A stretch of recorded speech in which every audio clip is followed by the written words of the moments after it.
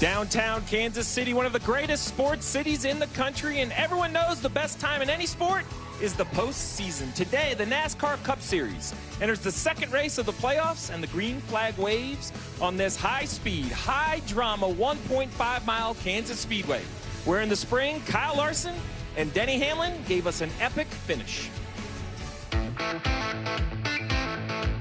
Here comes Denny Hamlin. They're side by side. Larson brushes the wall again. Whoa, Hamlin gets into Larson. Larson's in the fence. Hamlin will make the move. Larson will regroup. Denny Hamlin takes the lead. Checkered flag in the air. Denny Hamlin will win the Advent Health 400 at Kansas Speedway. What a fight, Denny Hamlin. So proud of you, Denny.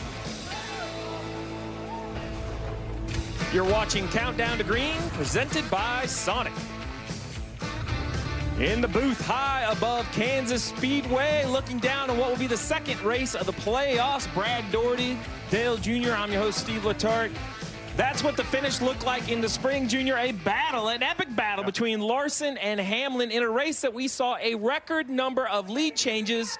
Do you expect more of the same today? Absolutely. You know, this is a great racetrack, a lot of grooves, a lot of opportunities for the drivers to move around and find speed. The next-gen car has been fabulous on the 1.5-mile tracks this year. Some of the best racing at the 1.5-mile tracks we've seen in over 10 years. So it's been an amazing race today. Yeah, I absolutely agree. And this racetrack, if you think about it, the osmosis it goes through every year. The middle of the winter, this place is covered in snow. It's up to your chest. It gets 100 degrees in the summertime here. Racetrack is worn out, a lot of character. It's slipping, sliding, riding against the wall, and hauling the mail around this place. Hauling the mail for sure. And a year ago, it was Bubba Wallace who bested the rest. He went to victory lane. The question I have is, can Bubba, who a year ago was not a playoff driver, match the feat this year as a playoff driver? Brad, it's the 100th race for 23XI, a lot on the line.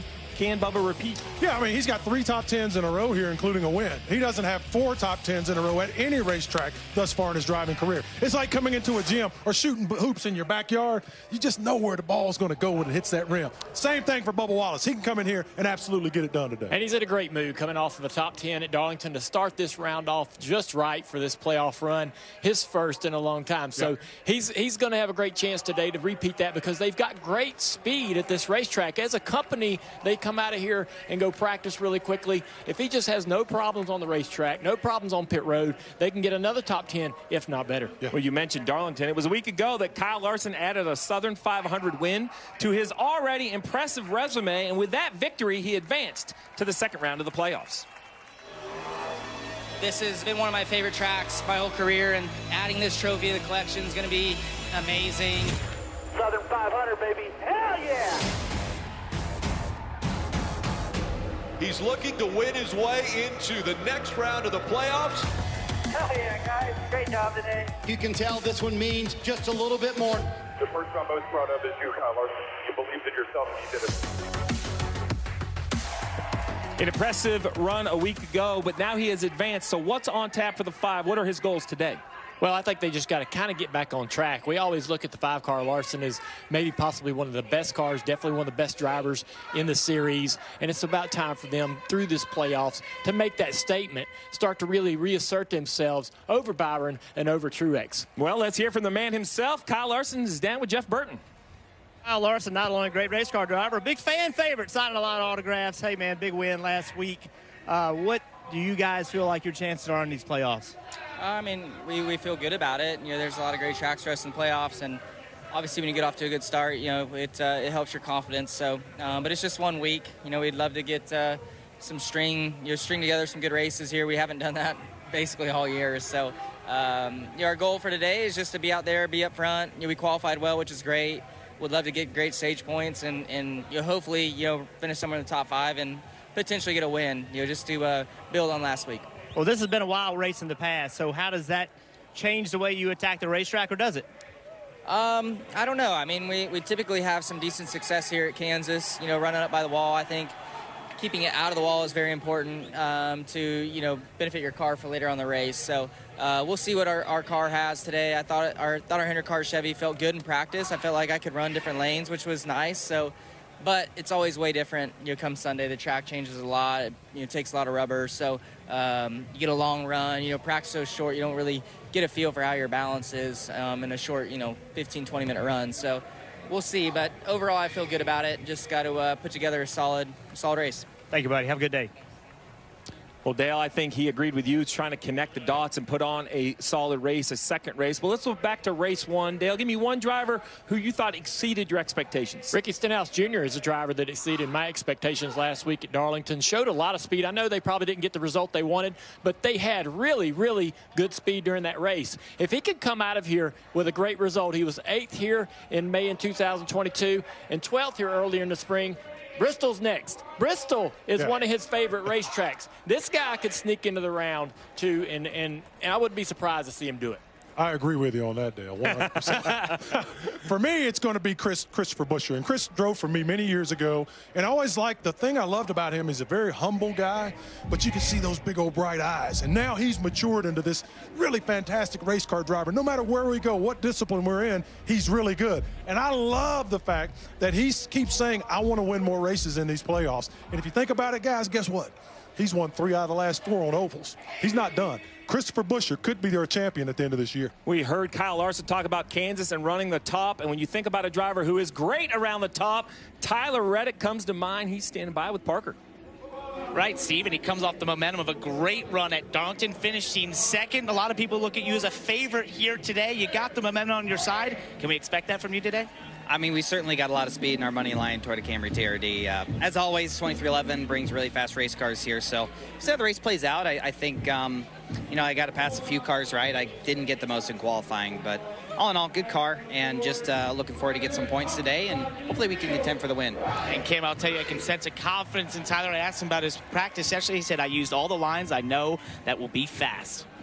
And Parker, as we talk, good finishes at Darlington. One of the drivers that had one of those, Ross Chastain, came home 5th last weekend, but now we're in Kansas.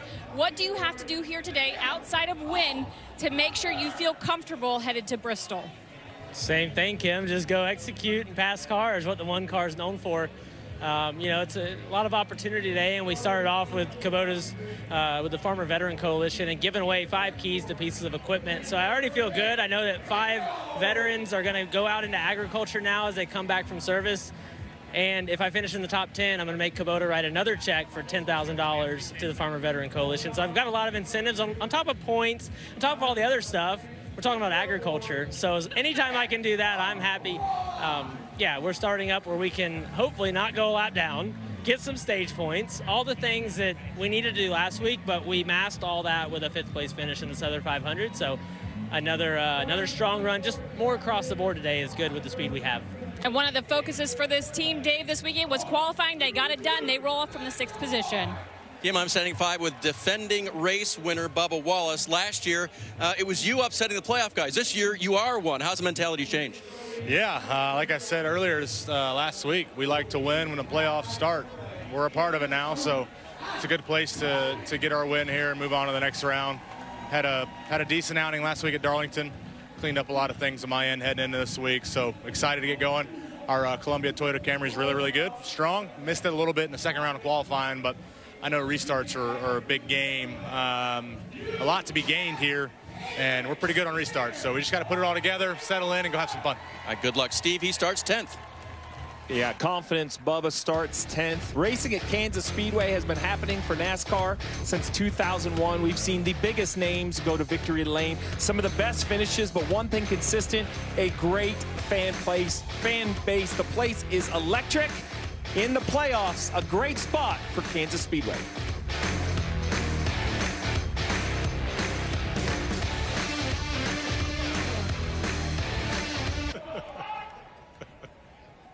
NASCAR Fan Rewards is free to join. Earn points by watching races, answering trivia, playing fantasy, buying race tickets, and more. Save your points to trade them in for free tickets, autographed merchandise, exclusive NASCAR gear, and one-of-a-kind race day experiences. Visit NASCAR.com/fan rewards.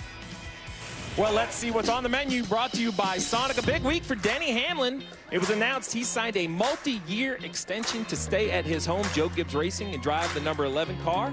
And speaking of driving in the Cup Series, John Hunter Nemechek is moving up to the 42 car in Legacy Motor Club, driving for Jimmy Johnson and Richard Petty. Got to be excited for John Hunter. And after Darlington, 4 drivers below the cut line. And while Kansas is on tap today, a week ago, the playoffs kicked off at Darlington, and it was anything but straightforward for the 16 contenders. Unbelievable, the number of playoff drivers that have had problems tonight. I don't really care about the points, just hate losing. How bad are we? Still. The important thing to learn here is to not make enemies race 1 when you're in the playoffs. Time to get ahead of my ass. Bubba Wallace is going to spin in turn 4. Got to be better. I deserved everything I got out there tonight. 3 playoff cars stacked together. The nose is split. That is a badly damaged race car for a playoff contender. Unbelievable. What do they want me to do?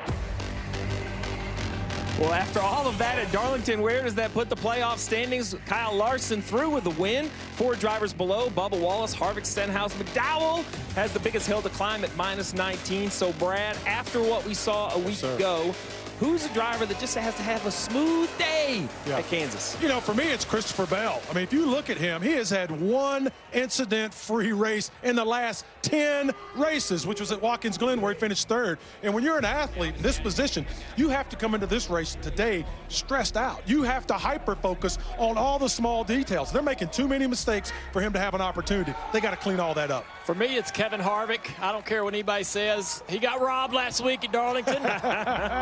Man was going to go out there and at least get a 2nd or a 1st place finish. Gave away about 20 points right there.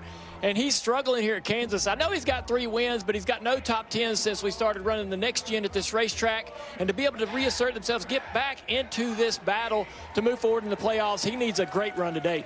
All right, well, those are the guys that need a smooth day. I want to focus on the bottom. Micah McDowell, great run into the playoffs with his win at Indy. Trouble last week. He's 19 behind Junior. Is it must win for McDowell? I think so, and I feel like that this team has lived by that motto the entire season, right? They know what that feels like. This is not unfamiliar for this race team or this driver. So as bad as the situation is for them in the points, this is how they approach every single race. So I think they feel pretty comfortable with their position. I echo those sentiments exactly. For this race team, every time they go to the racetrack, it's trying to win the race. That gives them opportunity to maximize their day no matter what. This is a must-win for Michael McDowell. Well, before the playoffs started, we sat down with each of the drivers where I gave them my words of wisdom, and for Kansas, the word was complacent.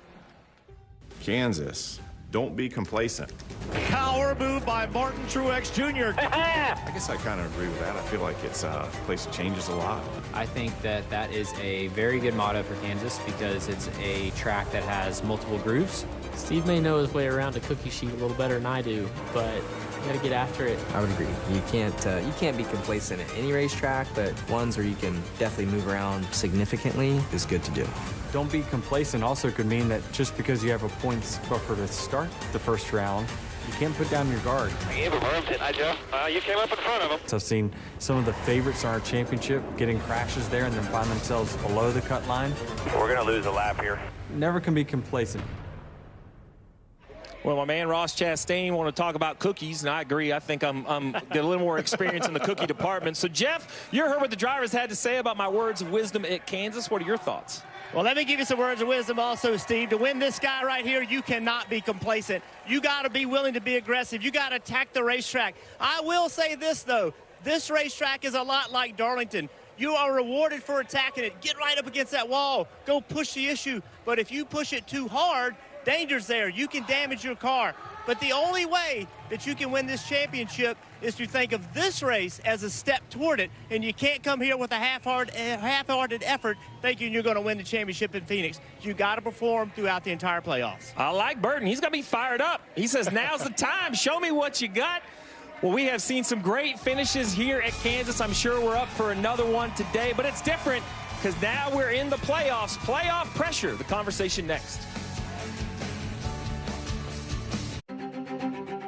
Where do you feel like things stand with Kyle Larson? Whoa, Hamlin gets into Larson. Larson's in the fence. I feel fine with Kyle. I feel like we've raced each other pretty fairly. Well, going record city is better than doing that. Come on, man. You know, since Pocono, I guess it was. He runs the 5 wide, almost into the fence.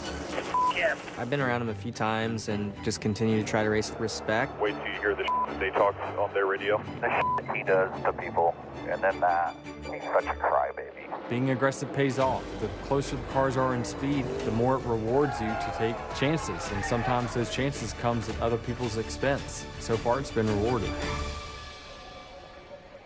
So we know that this season has challenged the well-documented friendship between Kyle and Denny. I guess I'm wondering, are you willing to take all the same risks and moves to win today?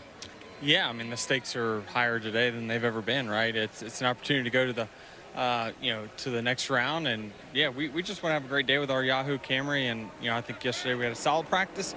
Typically at Kansas here, it just takes us one day to get going. I'm not really sure why, but it's typical. But starting where we're starting, we can be up front pretty soon.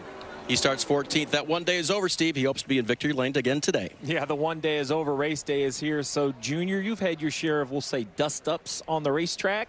What's your thought? Hamlin, Larson, is it all good, or are there still issues between them? Well, I just want everybody to remember that Denny Hamlin is over 40 years old, and his playoff runs are limited.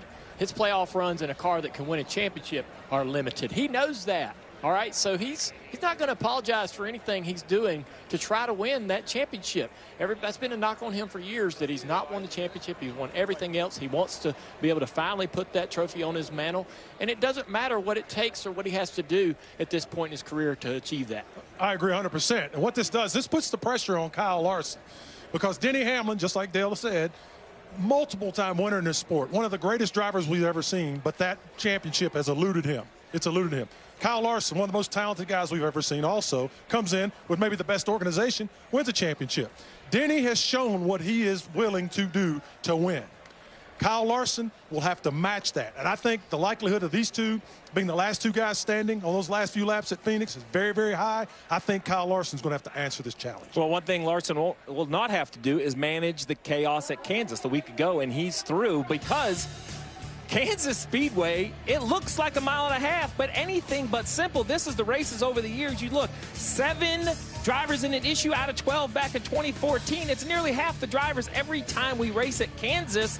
Junior, why? What makes Kansas crazy? I think it's the pressure. These teams are under such a big spotlight at this point in the year. And it always seems to affect not only the drivers, but also the crew members. The crew members have kind of been under the radar throughout most of the regular season, but now in the playoffs, you can't escape that limelight. You can't escape the spotlight, and now that's a little bit different of a situation for the teams when they go down pit road. Yeah, you heap all that on top of, we heard our own Parker Kligerman this morning talking about going into the corner and the turns, and there being a bigger bump there than there was last year. It's getting more exacerbated. We also see a little bit of a tire issue. Whatever it is, you got to get through that. Is it too little air pressure? Is it actually a tire issue? There's things that are a part of this day that make it very, very difficult. Plus, you have a racetrack, like I said, it's very worn out. It just is a cauldron of issues. Well, a driver that looked like he was going to victory lane a week ago and has had his issues at Kansas here in the past, Kevin Harvick is standing by with Parker. Right, Steve, we're just relaxed, hanging out beside this car, and yet last week got away via circumstance, but you guys had the speed. What can you take from last week to apply here at Kansas today, Kevin? Well, I think the first thing I want to say, I'm glad you got to sit down and relax. First time in 2 days that we've made Parker relax. But I mean, there's really nothing you can do about it. Everybody did a good job last week of preparing a good car, doing everything we can, and honestly, that's the first time in 23 years of Cup racing that I've been in that circumstance where you're just at the line and the caution comes out and it is what it is. So, but I have been around this long enough to know that there's always going to be things like that happen. This car this week, our Sunny D Ford Mustang, hasn't been as fast as that one. So we're going to have to grind this one out today and really figure out what we need to do to keep ourselves up at the front of the pack and try to keep yourself in position to capitalize on something like everybody was last week. So tough circumstance last week, but we'll line them up and do it again. And Steve, I'll be interested to see if they can bring some of that same speed from last week. That would be a real thing to see here today. Well, it will be fun to see, and a quick shout out to our man Parker Kligerman. Kevin let him sit down because he qualified for the Xfinity Series playoffs yesterday. So we'll be covering Parker as we look forward. We'll be right back for more playoff talk after the break. Countdown to Green is brought to you by Sonic. $2.99 Buffalo Chicken Dip Bites for a limited time only at Sonic. Today is the dawn of a new playoff racing day. Kenseth gets tagged and he spins. A right side damage because he spent me. Can't jam on the brakes any harder.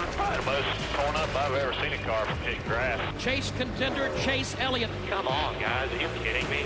Of the 7-time champion. NBC, please check that out from Alacam. That was badass. One of the playoff favorites tagging the wall. Oh, Brian Blaney's in the wall. Whoa, Harvick in the wall. Came up in front of me. Yo, he's going to spin out here. Kyle Busch goes for a spin. Logano's going to win again in Kansas. Yeah, boys. Great job. Martin Truex Jr. wins. It's a great feeling. Oh, my goodness. What a season Kyle Larson has put together. He's going to do it. Bubba Wallace wins at Kansas. What they gonna say now, baby? Let's go! Well, we've covered the pressure. We've covered the chaos. Let's flip it to the positive. Who has an opportunity today, Junior? Tyler Reddick has an opportunity today. This guy's coming to a racetrack where 2311's really fast. He loves running right up against the wall. Should have a great run. Coming off a second at Darlington, the momentum's with this race team. Well, I'll tell you what, Brad, I like Martin Truex Jr. Yeah. I wasn't quite sure. It was a down year last year, but this 19 has speed. Not sure what happened at Darlington. I'm looking for a bounce back at Kansas. Well, for me, it's going to be Kyle Busch. I mean, he's finished 26 or worse in 3 of the last 4 races.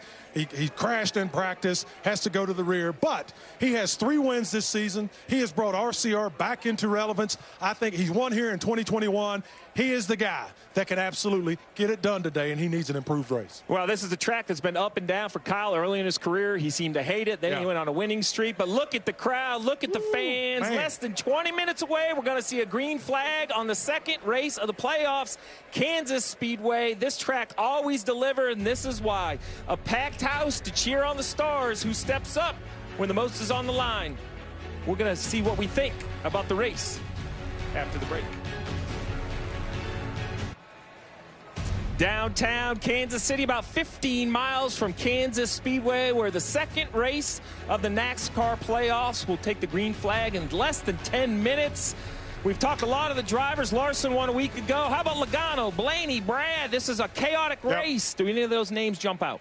Both of those names scare me a little bit because of their lack of performance over the last several weeks. Joey Logano's champion in this sport, and he is on the crucible of falling out of the playoffs. Same thing. And I look through this field. I mean, there's guys we haven't talked about. What about a William Byron, man? Strong all season long. I expect him to come on very, very hard. So, yeah, Blaney and Logano, they've got to perform today. Yeah, I'm worried about Logano. Blaney only, 4 top 5s this year. I would have never thought that at this point in the season. Byron, though, has 36 points, playoff points. He needs to cruise through all these rounds. Everything's going to be okay, Byron. Yep. Cruise through these rounds. Easier said than done. Well, you see the drivers. They're ready to go. Fans are ready to go. We're ready to go. Let's go trackside for ceremonies. Ladies and gentlemen, at this time, we ask that you please rise as you are able and remove your hats as the Whiteman Air Force Base Color Guard presents our nation's colors. Here to offer today's invocation, please welcome Executive Director of Mission Integration for Advent Health's Mid-America region, David Kennedy. Let's pray. Our Father in heaven, we begin this exciting time by focusing on you and thanking you for being the source of every good gift. Gifts like faith, family, and freedom. God, it's by your hand that we could create these magnificent machines, and by your spirit that these teams can work together with such precision and these drivers drive with such excellence. As these machines roar to life, we pray that we might be inspired by their pursuit of excellence and teamwork and victory. We pray that you protect every driver, every crew member, every spectator here today. And we pray this in Jesus' name. Amen.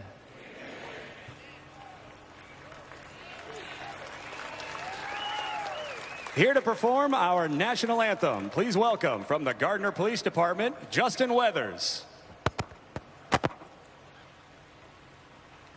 Oh, say, can you see by the dawn's early light what so proudly we hailed at the twilight's last gleaming, whose broad stripes and bright stars through the perilous fight o'er the ramparts we watched were so gallantly streaming, and the rocket's red glare, the bombs bursting in air, gave proof through the night that our flag was still there.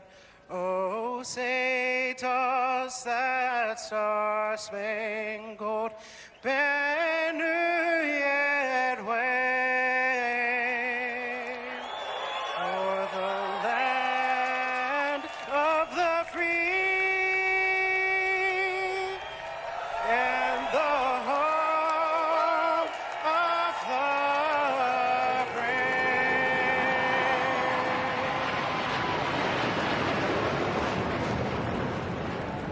A great anthem with a great flyover. Up next, we're going to get engines fired. I'm going to head next door and join Rick. Dale, you hang out. Brad, good seat to watch the action.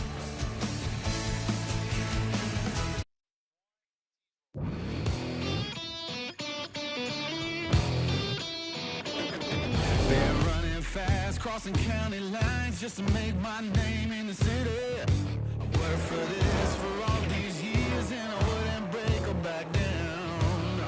I fought through all my fears and all of my frustrations.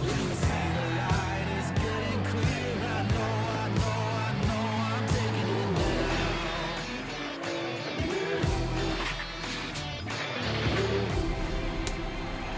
It's my time. I'm taking it now.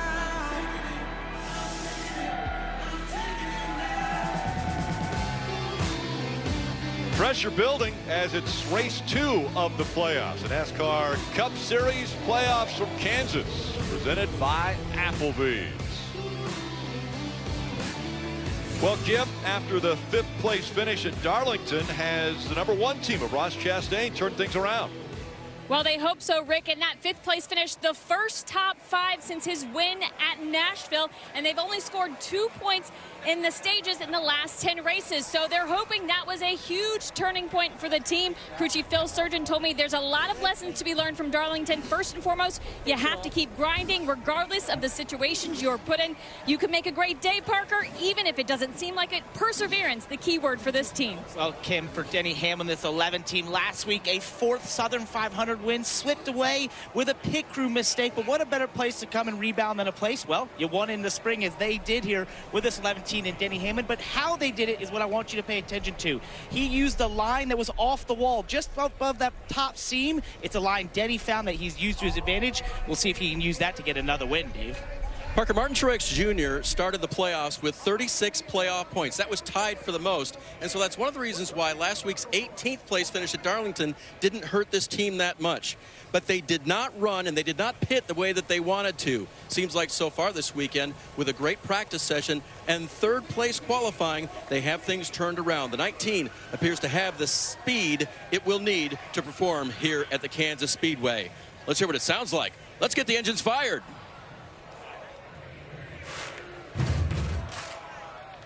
And now, race fans, here to say the most famous words in motorsports, please welcome Vice President and General Manager of Hollywood Casino at Kansas Speedway, Lydia Garvey. Everyone at Hollywood Casino and our parent company, Penn Entertainment, loves our relationship with Kansas Speedway and NASCAR. So let's get this started. Drivers, start your engines.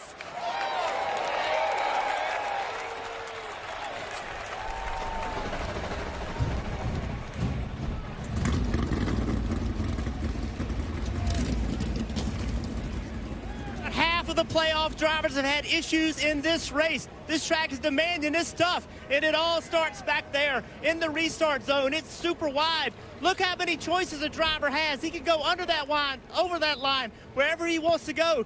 Then you get here, and you got to sort it out. Then as the race goes on, the speed, it isn't right here with the right side tires. It's right here. You want to be inches away from the wall, not feet away from it. The speed is here, but the danger is here. It's just like Darlington last week. Risk versus reward. If you want to go fast, you got to be willing to risk it. But there is a danger in hitting this wall and damaging your car.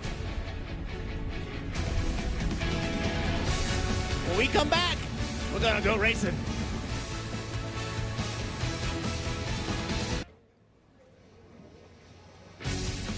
NBC Sports coverage of NASCAR on USA is brought to you by Applebee's. Now that's eating good in the neighborhood. Progressive Insurance.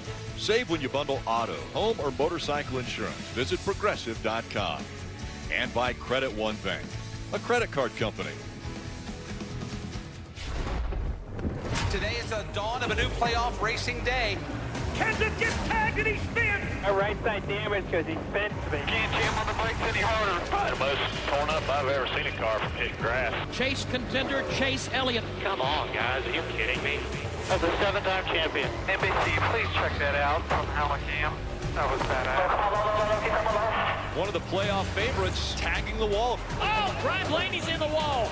Whoa, Harvick in the wall. Came up in front of me. Yo, he's gonna spin out here. Kyle Busch goes for a spin. Logano's going to win again at Kansas. Yeah, boys. Great job. Martin Truex Jr. wins. It's a great feeling. Oh my goodness. What a season Kyle Larson has put together. He's going to do it. Bubba Wallace wins at Kansas. What they gonna say now, baby? Let's go! So many things are on the table as far as these playoff drivers and what they can accomplish.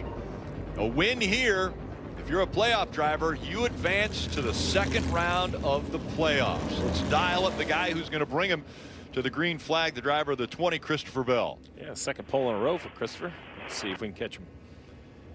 Hey, Christopher, it's guys in the NBC booth. You got a copy? Yes, sir.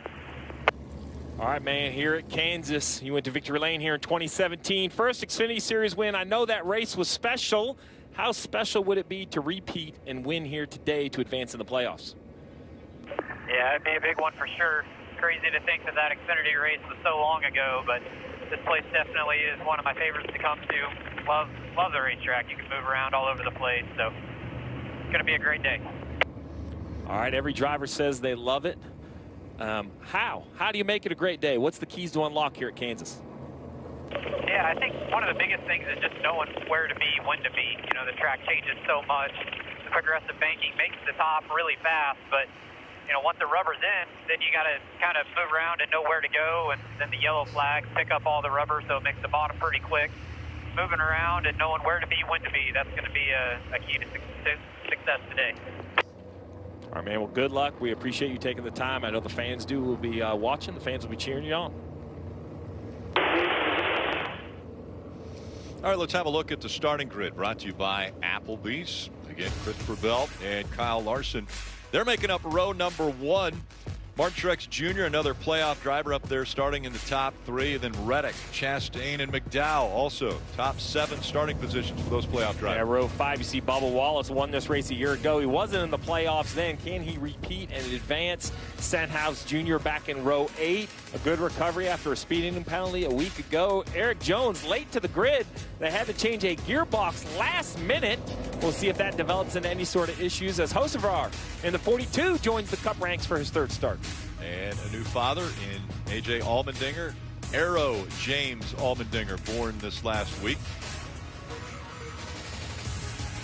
Talk a lot about options here at the racetrack. Well, it's going to be busy work for these guys to the back, and no busier than the playoff driver, Kyle Busch. Had that accident. They were able to repair the car, but he's going to start in the final row. The 54 accident as well. They had to go to a backup car.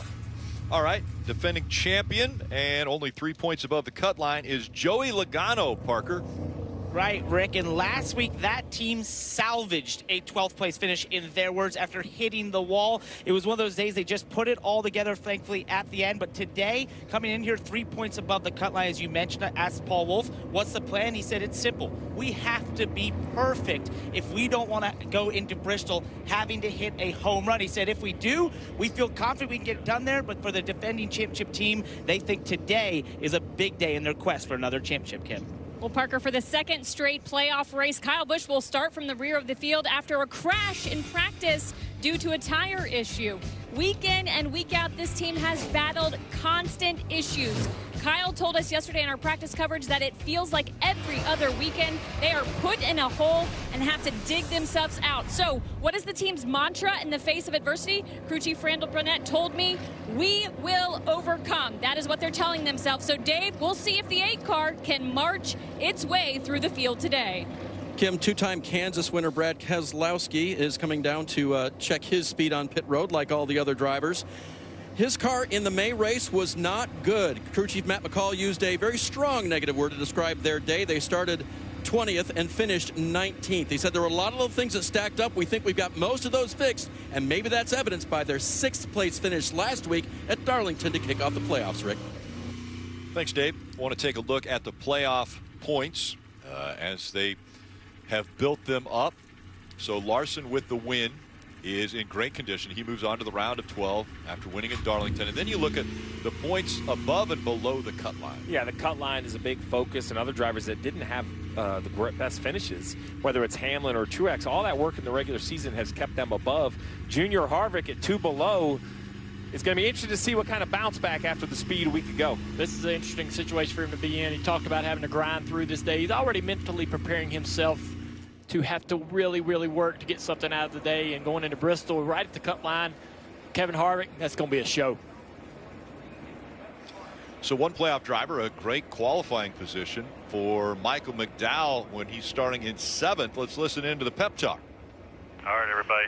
Last week's over. Today's a new opportunity. We've already proven we can do it once this year. All we got to do is go execute and do it again. Put ourselves right back in this thing. Let's have us a good day. And he would like to not worry about Bristol. So we got to win today to cover both of those. So let's get after it.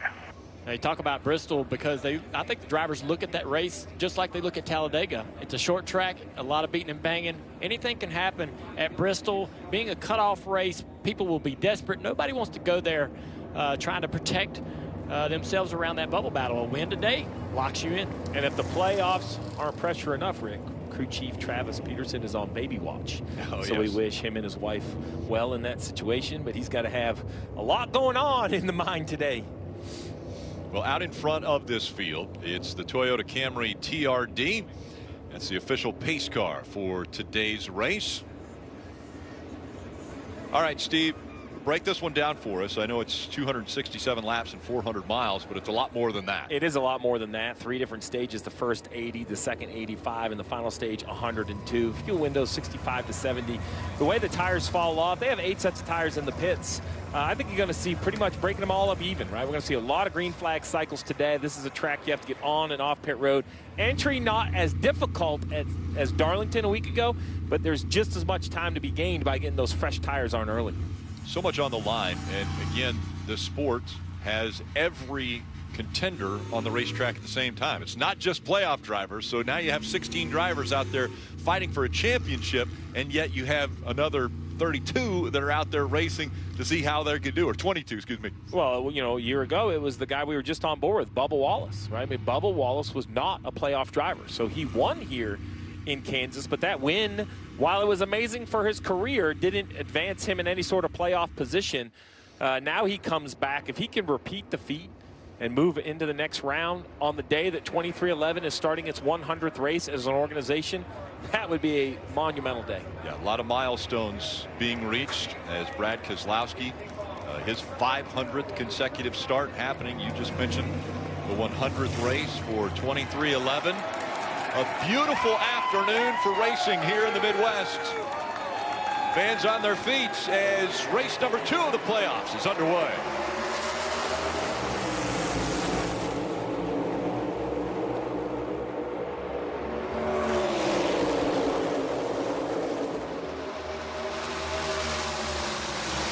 Jeff mentioned they'd be fanning out there in turns 1 and 2, 2 and 3 wide, sometimes 4 and 5 wide on restarts.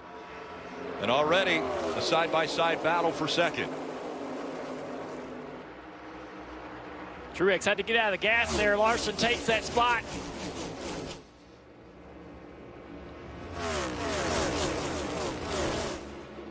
Now Truex under attack from the 9 car of Chase Elliott down into turn 1 and 2. Chase Elliott going to clear this 19. Truex struggling so far on this first lap.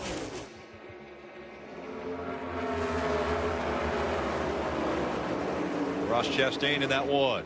Peeking to the inside of Tyler Reddick in the 45. They're running right up on Truex, who is struggling right now. And that is an amazing thing to hear. because Martin Truex Jr., when you would go to a 1.5-mile racetrack years ago, look, he was dominant. There you hear it over the radio. It's really tight, no grip in the front tires. So when he goes down to the corner, the car doesn't turn. He has to lift. Everybody just comes rushing up from behind, losing multiple spots here. Bubba Wallace in the 23 also making his way by as the 19 continues to fall back. You can see already how drivers are trying to run the top. Truex with trouble. That blocks Logano in. Logano actually jumps on the outside of Truex. If you're Truex falling this quickly, you have to wonder if something's wrong. To be as tight as he is, to be losing this many spots this early, I mean, he is slow, so slow through the middle. There's something wrong with that race car. Well, that's what they said a week ago. Basically, the comments after Darlington where they had a slow qualifying effort and were just okay during the race. Oh, he's wrecking. Sure enough, into the wall he goes. The 19. He called it. Hang up there. Hang up there. Hang up there. Still got about 5 more coming by you. The caution comes out, and he'll make a hard left turn now as he's coming out of turn 4 and go on to pit road. This is what we talked about in the whole pre-race show. Kansas, it's in 1.5 miles. It looks so normal. It looks so benign. It's anything but. It's impossible to say why, but this car is destroyed, broken front suspension. Flat right rear tire looks like from the very beginning of the race. You have to wonder how that tire was cut. But obviously going off in the corner with no grip, the tire goes away, he's into the wall. Lost 4 points last week at Darlington with a miserable day. Comes in here plus 25 to the cut line.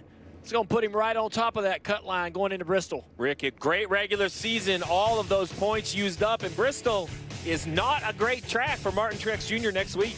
Regular season champion Martin Truex Jr. is going to be out of this race early. NBC Sports coverage of NASCAR on USA is brought to you by Sonic. $2.99 Buffalo Chicken Dip Bites for limited time only at Sonic. And by Toyota. Let's go places. So a terrible start for Martin Truex Jr. and the 19 team, and luckily they had the most playoff points to start the playoffs because you can't have an accident like this and hope that you're going to be able to advance. He was complaining about being tight, and he was losing spots big time. And right there, appears the right rear tire went down, and if the right rear, Steve, was going down all along, then he would have been losing stagger. The car would not have turned the way he wanted it to turn. Well, so the, question everyone on pit road is going to ask themselves is this is going to make a nervous garage area more nervous. We saw a couple of right rears during practice. Now we have a car that obviously had an issue, goes into the fence. Kim. And you see Kyle Busch right there. He was complaining just really, really tight. They were at the back of the field, so not really losing any positions, bringing him in for this. So they will put some fresh Goodyear tires on that, as well as make a chassis change. You saw the wrench go in there.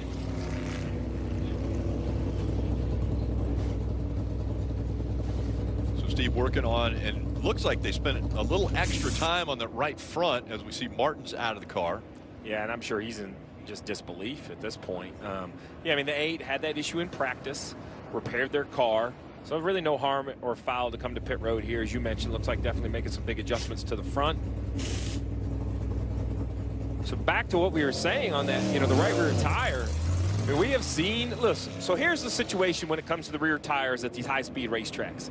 There is an advantage to running the air pressures lower. The back of the car gets lower. There's stops in the shocks that limit how much you can travel the back of the car. But if you take air out of your tire, it squishes more. The diffuser gets lower. It adds downforce. You go faster. This is no different than everything that's happened in racing since the beginning of time. It used to be low right front air. Jeff, mostly in your day, right, would make the car turn better. And I was one of those crew chiefs, like most, that kind of went after that fruit. And the question is where that line is for these teams. Yeah, it's always a line. It's always risk versus reward. But that tire went down super early. Normally when a tire is low on air pressure, Steve, wouldn't it be a little longer before it failed? It just makes me wonder if something else was happening. Yeah, another issue or a slow leak or a different issue. Well, Martin wanted to be out there on the racetrack a whole lot longer because this is a race where his foundation is honoring cancer heroes as well as the NASCAR Foundation. And on the door for Martin Truex Jr. was Jeanette Van Lemke, who just passed away from cancer after her 3rd battle. And She was nominated by Robert Albury, who said, "My mom was a big NASCAR fan, especially Martin Truex Jr." And so wanted to give her a little bit better ride than that today, but obviously honoring the cancer heroes today on all the cars. An amazing program that Martin Truex Jr. with his foundation, the NASCAR Foundation, partner up. We saw them on the trucks, on the Xfinity cars, on the Cup cars. You can go online and bid basically to put a name, to honor a name on the side of these cars. It's a great moment where sports, we talk about playoffs and everything that's on the line, and that kind of brings it all back around, that this really is sports. It's entertainment. We love it. But these are real people and real stories. A great job by both foundations. So the cars line back up again, 2 by 2, as you mentioned, Steve. Quite a few crew chiefs, maybe even drivers, a little bit nervous about what they've seen this early in a run. For Martin Truex Jr. to have a tire issue. We saw a few cars make their way onto pit road and getting ready for the restart. Christopher Bell on the inside, Kyle Larson on the outside.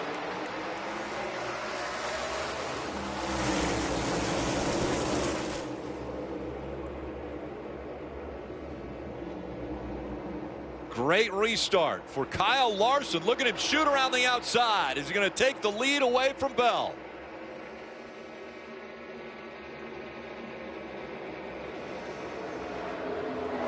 Fighting for that third spot, the 9 of Chase Elliott, also up here contending. Chastain on the inside there, battling for third, trying to side draft the 9 car, Chase Elliott. Side by side behind him, Bubba Wallace with a big run. William Byron back there as well, the 24.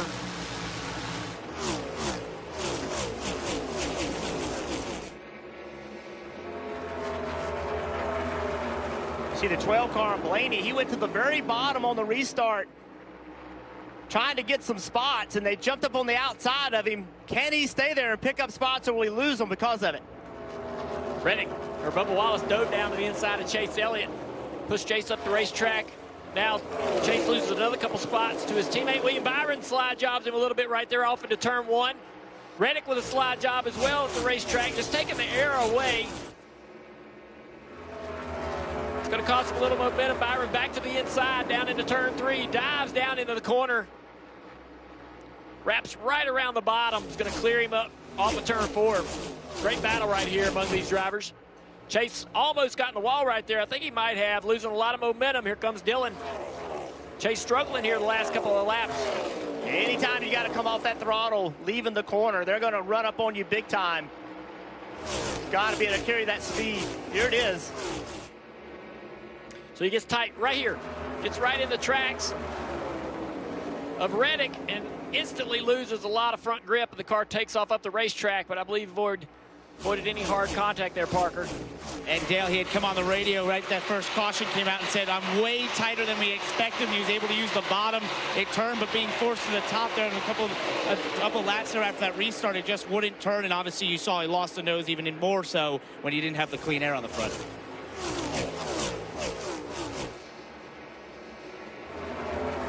Nose to tail, we see Chase Elliott just in front of Austin Dillon and Ryan Blaney running still different lines here.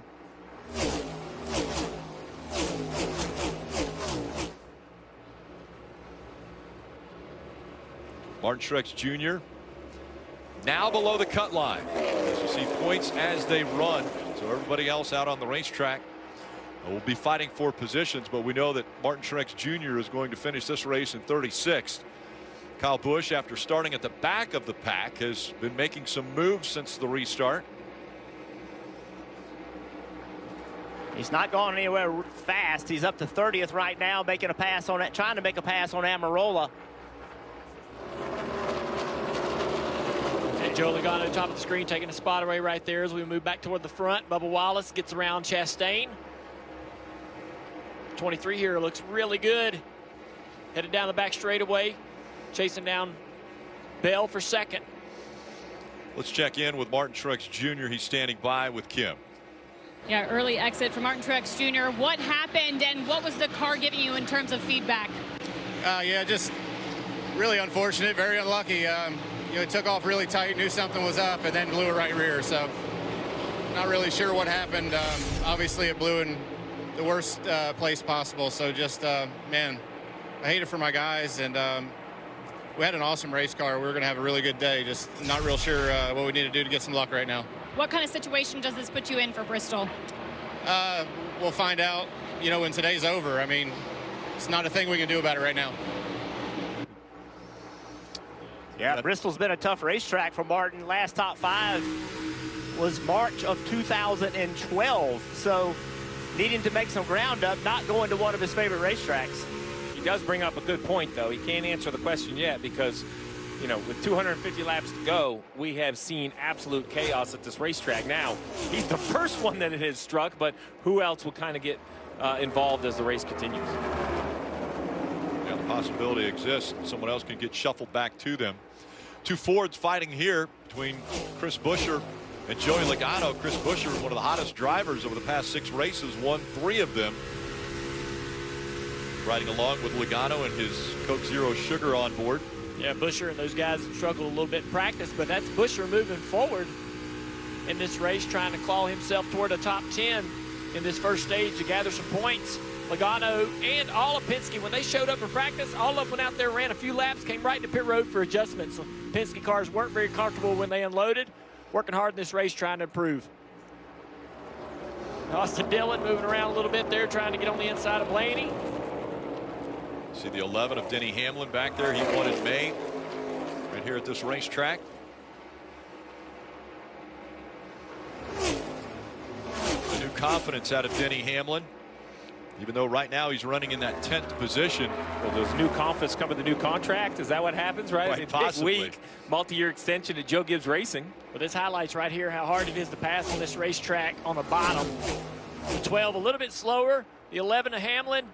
Austin Dillon a little bit quicker, but trying to make that pass on the bottom. Hamlin may be able to do it diving down into turn 1 here, and he's going to slide up the track here. If not, the 12's getting back to his outside.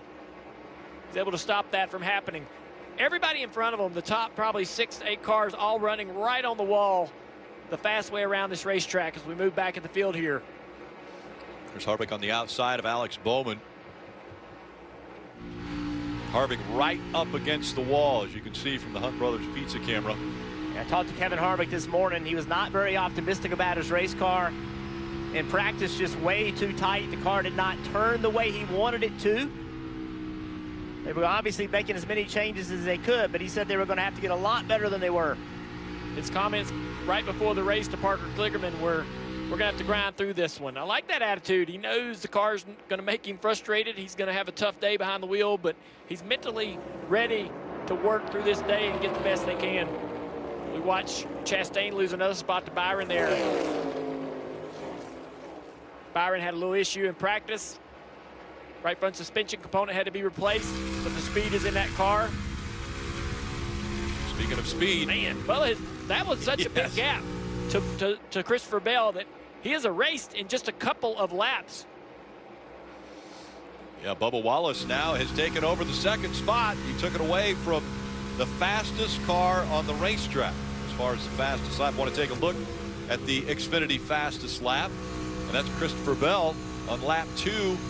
Averaged over 176 miles an hour for a lap around this 1.5 miles. Well, what you're seeing is just what Kyle Larson told us in the pre-race, which is, I don't really know. I think my car is good, but you don't really get a long run in practice. And here we are. Oh, what are we, 18 laps on this set of tires? It looks like Bell's fallen a little bit. I'm sure they'll make adjustments, but getting a better read on their race car. I think Bell, yeah, they're struggling a little bit, but that's just how fast Bubba Wallace is. And at 23, he's kind of drove through this top 5 here. There's a comfort when you go to a racetrack that you've won at before, and Bubba has been dominant here at this track before, but he's definitely on the move up to 2nd already. Everyone's still chasing after Kyle Larson. He's been out front for 15 laps.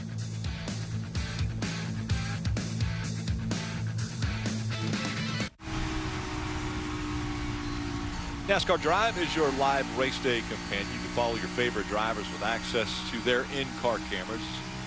Choose some of the alternate camera angles as well. Visit NASCAR.com/driver. You can download the NASCAR mobile app to watch all of the action. You're watching the NASCAR Cup Series playoffs from Kansas, presented by Applebee's.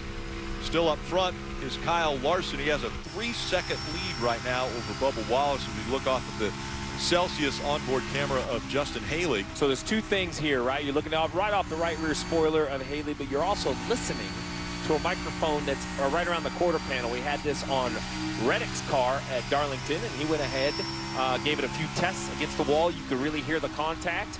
And I want to thank the Kaulig organization and Celsius for not only providing this camera, but let's put that mic in there, try to give the fans just a little more accurate sound of what it's like when you jump over those last 4 or 5 inches to the wall.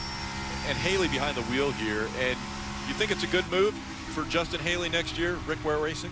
Well, I mean, he did it early in the season, which tells me he believes in it. And I think when you look about a driver like Justin Haley who's trying to improve his career, he obviously had heard something when he sat down with Rick Ware Racing that he believes in that organization and where they're going, because Kaulig is obviously very committed to their race team. So I think Justin Haley is a huge get for Rick Ware. And Dale Jr. said at the weekend announced, this says a lot about where Rick Ware is going, right, Junior? I mean, Haley is a big get for that organization who normally sees a rotation of drivers. Yeah, typically when we think about that team, it's kind of, you know, they typically run in the back half of the field, the back few positions in every race. But this year, they've really stepped up their program. We've seen a lot of teams try to improve what they're doing on the racetrack. Rick Ware Racing, one of those, starting to get some relatively reasonable runs. And I think this is a step in the direction to get even better.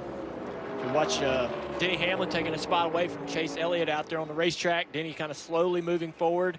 He sees his own cars, Bubba Wallace and Reddick, they're running in the top 10. He's trying to move his way forward. And somebody else is moving forward. I said a little bit ago that this 8 car, Kyle Busch, wasn't going anywhere fast. Well, he heard me and said, yes, I am. And now he has driven up to 17th and has really good pace. Yeah, we look here at the Ashley Furniture drivers on the move, and Kyle Busch has moved the most. 18 since the start of this race, positions gained. So after tagging the wall in practice with a right rear tire that went down, they fixed that car, and now he is on the move. Chris Buescher currently running in the 12th position with teammate Brad Keselowski. Yeah, they're showing some reasonable speed. The 17 car up to 12th, chasing after Austin Dillon there right in front of him.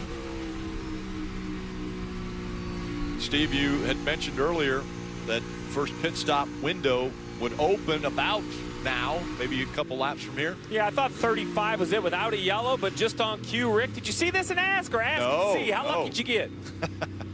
I think I got pretty lucky, Parker. And this is a trend, Steve. This short pitting trend we're starting to see in the NASCAR Cup Series was the talk of the garage amongst all the crew chiefs. How early would you get to pit road and feel okay about it? 38 was considered optimal. This is a bit sooner than that, as you see the 22 of Joe Logano on pit road here. Not exactly happy with the handling of the race car. You saw the adjustment in the right rear, and he's away. But we're the first on pit road. We'll see how this plays off for them. Well, and with that, Keselowski, this is a great shot right off the front bumper of what it takes to get to pit road. Why does this get everybody off their plan? Because Joey Logano is going to go out there and run an easy second faster or more than the cars on old tires, Dave. And Steve, until the end of the race, Brad Keselowski doesn't plan to make a lot of time in the high line. He might lose just fractions of seconds per lap that way, but strategy like this are the kind of things that can take Brad forward from where he started. Matt McCall making the shot here to get 4 Goodyear tires and fuel. Parker? Michael McDowell also on pit road, struggling with being a bit tight in that race car. Felt like it may have come to him on the long run, but you see that adjustment in the window there. Also, as you see down pit road, all these cars coming down. They cannot be out there too long on those older tires, so they'll fall way back in track position, including the 11 of Denny Hamlin, who was very happy with this race car. As you see 4 Goodyear tires going on his race car. Below him, the 9 of Chase Elliott on pit road. We talked about how he was too tight. He said it was tighter than he expected. That car just not turning, but it came to a little better on the long run, Kim. And Kevin Harvick finishing up service. He said off turn 2, the back was just way too light, but the front turning well. They did make a right rear adjustment on that. 4 tires, Sunoco fuel for Kevin Harvick. See the 20 on pit road as well. Christopher Bell. We'll see how their crew does. And you see Ryan Blaney right there. He was responding just way too loose, and it built looser. He was struggling mightily. They made a chassis adjustment, 4 tires, Sunoco fuel, Dave. pole sitter Christopher Bell at the fire off the initial green flag laps. The car was tight. Slight adjustment for that in the 20. Meanwhile, race leader Kyle Larson now comes to pit road. His 5 car started to get loose around lap 24. That was a report, but obviously still doing very fast time for Goodyear Tires and Fuel, Parker. Going a bit later than his competitors here, the 23 of Bubba Wallace. They had that track position to play with. Very happy inside that race car as he drove into second place, Kim. And for Kyle Busch, this will be his second stop of the day. He said it fired off better after those first adjustments, but then trended freer and freer, both free in and free outside adjustment for the 8 as they take Goodyear Tires and Sunoco Fuel. Green flag pit stops continue to cycle through. Sheldon Creed making his first start. He's on pit road now in the 78. About 2.3 seconds was the gap when they came onto pit road. Yeah, and I thought Bubba Wallace did a really nice job chasing the 5 onto pit road. You know, the old I-chrometer, Dale, looked like the 23 gained a little time. We'll see if it cycles around as we ride on board with the Toyota onboard and Bubba Wallace. Yeah, it looks like it's probably going to net out about the same distance between them and, you know, before they pitted in now. But, yeah, I saw the same thing you did, Letarte. Bubba much more aggressive. Let's take a look. 5's right up there in front of him. See how much Bubba gains? Pushing the car all the way. I don't think you could do that any better. I really don't. Oh, I love it. I agree. So he's about 2.5 seconds back. Coming down the back straightaway, entering pit road, though, he gained so much time just being aggressive. Unfortunately, between the stop and the exit of pit road, Larson was able to gain that time back. Well, the date is reset, and basically, if you look at from the end of the backstretch to the commitment line, Bubba Wallace did accomplish that 0.6 of a second faster. So what you saw is real, Dale. Wasn't a full second, but definitely a gain by the 23. To your point, you know, between the pit stop and everything else, it kind of netted out about equal. Pit stop, really, yeah. The 5 car had a 1 second faster pit stop. So good work by Bubba Wallace, countered by better work of the 5 pit crew. Remember, that's how Larson won his championship. I know it's years ago, but it was a first off pit road at Phoenix that put Kyle Larson to a championship, and that's you know, that's a dangerous thing when you have one of the faster cars also having one of the better pit crews. Let's listen into the 12 with Blaney about pit stops. Wait a lap a little forward, not behind these guys, man. Before that was 39 laps, we got 41 to go here. Been trying to pass these guys all fun. So Blaney always gives us some colorful radio. He has a short temper, but this is what he's discussing. Look in front of him. He was in front of the 6. He was in front of the 17 of Buescher. So, Jeff, you and I have this conversation. Math says you want to pit at a certain number. That's what engineering says. But what Blaney is complaining about is that's fine. But, Kim, you have also lost track position. You are now 2 cars further back, and now you're going to lose time while you try to pass the 6. Obviously not what they wanted, and a very frustrated Ryan Blaney, and this isn't the first time that we see him get hot-headed behind the wheel. So I asked crew chief Jonathan Hassler what he does in these moments, and he said he cannot get baited by Blaney being upset. The best thing Jonathan can do is to just be silent and try and get Blaney to refocus himself in these moments of flared tempers. Playoff driver getting frustrated early. There's still 36 laps to go in the first stage after green flag pit stops. Kyle Larson and Bubba Wallace cycled back to the front.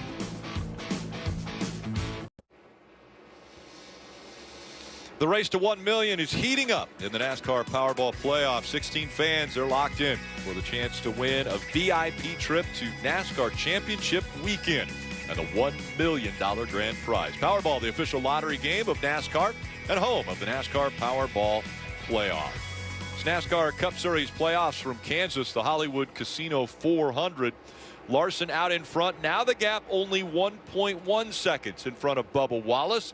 He continues to click off the fastest laps that have been run. The last time by, he was fastest with a 31.56 as far as his lap time. Byron, Christopher Bell, and Tyler Reddick all part of the top 5. Yeah, only 1 caution so far today, and it was for the 19 of Truex. It was slow from the start. We heard him in his interview. He had an issue. We've heard from Goodyear that they found a puncture in the center of the tire. So Jeff brought up, hey, what happened? What happened to the right rear tire? Because it's clear that he goes down in, right rear goes down. You see the smoke out of the back of the car. So the question is, why does it go down? Well, Goodyear has said they've examined the tire, and there is a puncture in the center of the tread. So when Truex says we just need a little luck, You know, I'm not a big believer in luck, but I have to agree with Mark Truex Jr. there, because when you start having a flat tire by running something over in the first couple laps of the race, I don't know what else to say other than just bad luck.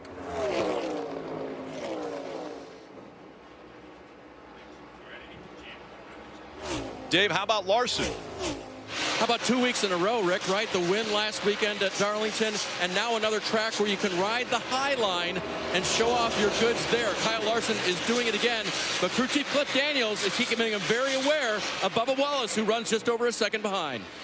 Only thing I see right now is the 23 is pulling off the wall, center off of 3 and 4 just a little bit more than we are. I don't know if that'll help or hurt you.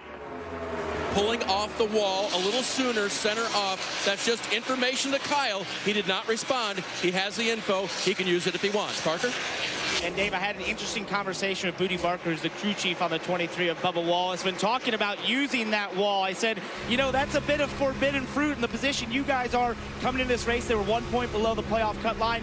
I said, do you use that? He said, we've been able to make speed away from it. We don't want to get up there too much and put ourselves in a dangerous position. So as Cliff Daniels observed, the 23 may be getting away from the wall. That's by design of finding speed, but also trying to protect that race car over the course of this whole race and make sure they get all the points possible with this 23 team, as he's very happy inside the race car, as you can tell, catching the leader of Kyle Larson. Larson right here trying to get around some lap car.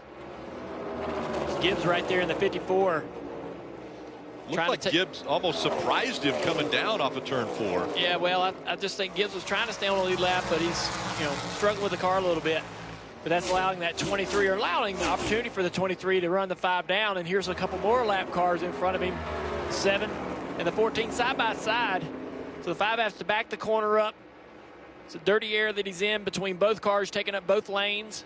He's going to run a little bit lower than he's usually running, but look at the momentum. So much faster than these cars struggling back in the pack. Well, it shows you the pace also. That's 25th and 24th in front of him. We're not that far into this race and lapping up into the mid-20s already. And Bubba's car seemed to have just fell right off or flat-lined. He was running down Larson by a lot, probably 2-3 tenths a lap. But I thought when Larson caught this traffic, it would make it easier for Bubba to get there. But Bubba has not been able to use this traffic to close the gap. Well, Junior, you know, I've never run the top, so I can't say what it's like, but I've watched you run the top for years. And I will tell you, looking at lap time, that's where I think the top and being good at the top really pays off. We just heard that report from Bubba Wallace not needing to run the top, but I think Larson doing it lap after lap does leave a little tire life, and I wonder if that's not what we see later in the run as we see Chastain and the 43 battling. 43 cars continuing to drive up through the field, and that's a great point, Steve. I think the closer you run to the wall, the better your car turns, the easier it is on the right front tire. These cars tend to build tighter over the run, so maybe Bubba running a little bit off the wall is built a little bit tighter, now struggling in this lap traffic that Larson was able to get through quickly. Kim, are we seeing a new sign of Chastain and their strength in these playoffs?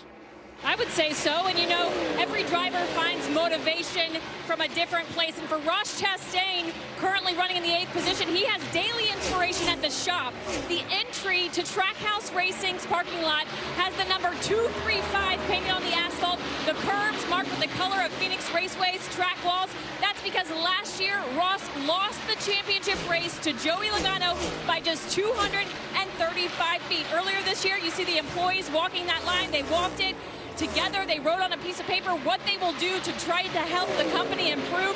The goal for all of that, Justin Marks wanted to create, was a championship forward mindset for every single Trackhouse employee, and we have turned up. 12 a little bit slower. The 11 of Hamlin.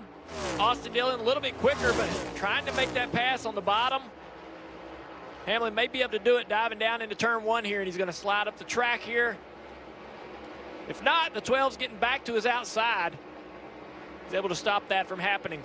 Everybody in front of him, the top probably 6 to 8 cars, all running right on the wall the fast way around this racetrack as we move back in the field here. There's Harvick on the outside of Alex Bowman. Harvick right up against the wall, as you can see from the Hunt Brothers Pizza camera. I talked to Kevin Harvick this morning. He was not very optimistic about his race car. In practice, just way too tight. The car did not turn the way he wanted it to. They were obviously making as many changes as they could, but he said they were going to have to get a lot better than they were. his comments right before the race to Parker Kligerman were, we're going to have to grind through this one. I like that attitude. He knows the car's going to make him frustrated. He's going to have a tough day behind the wheel, but he's mentally ready to work through this day and get the best they can. We watched Chastain lose another spot to Byron there. Byron had a little issue in practice. Right front suspension component had to be replaced, but the speed is in that car. Speaking of speed. Man, well, that was such a big gap to Christopher Bell that he has erased in just a couple of laps. Yeah, Bubba Wallace now has taken over the second spot. He took it away from the fastest car on the racetrack. As far as the fastest lap, I want to take a look at the Xfinity fastest lap. And that's Christopher Bell on lap 2. Averaged over 176 miles an hour for a lap around this mile and a half. Well, what you're seeing is just what Kyle Larson told us in the pre-race, which is, I don't really know. I think my car is good, but you don't really get a long run in practice. And here we are. Oh, what are we, 18 laps on this set of tires? It looks like Bell's fallen a little bit. I'm sure they'll make adjustments, but getting a better read on their race car. I think Bell, yeah, they're struggling a little bit, but that's just how fast Bubba Wallace is. And at 23, he's kind of drove through this top 5 here. There's a comfort when you go to a racetrack that you've won at before. And Bubba has been dominant here at this track before, but he's definitely on the move up to second already. Everyone's still chasing after Kyle Larson. He's been out front for 15 laps.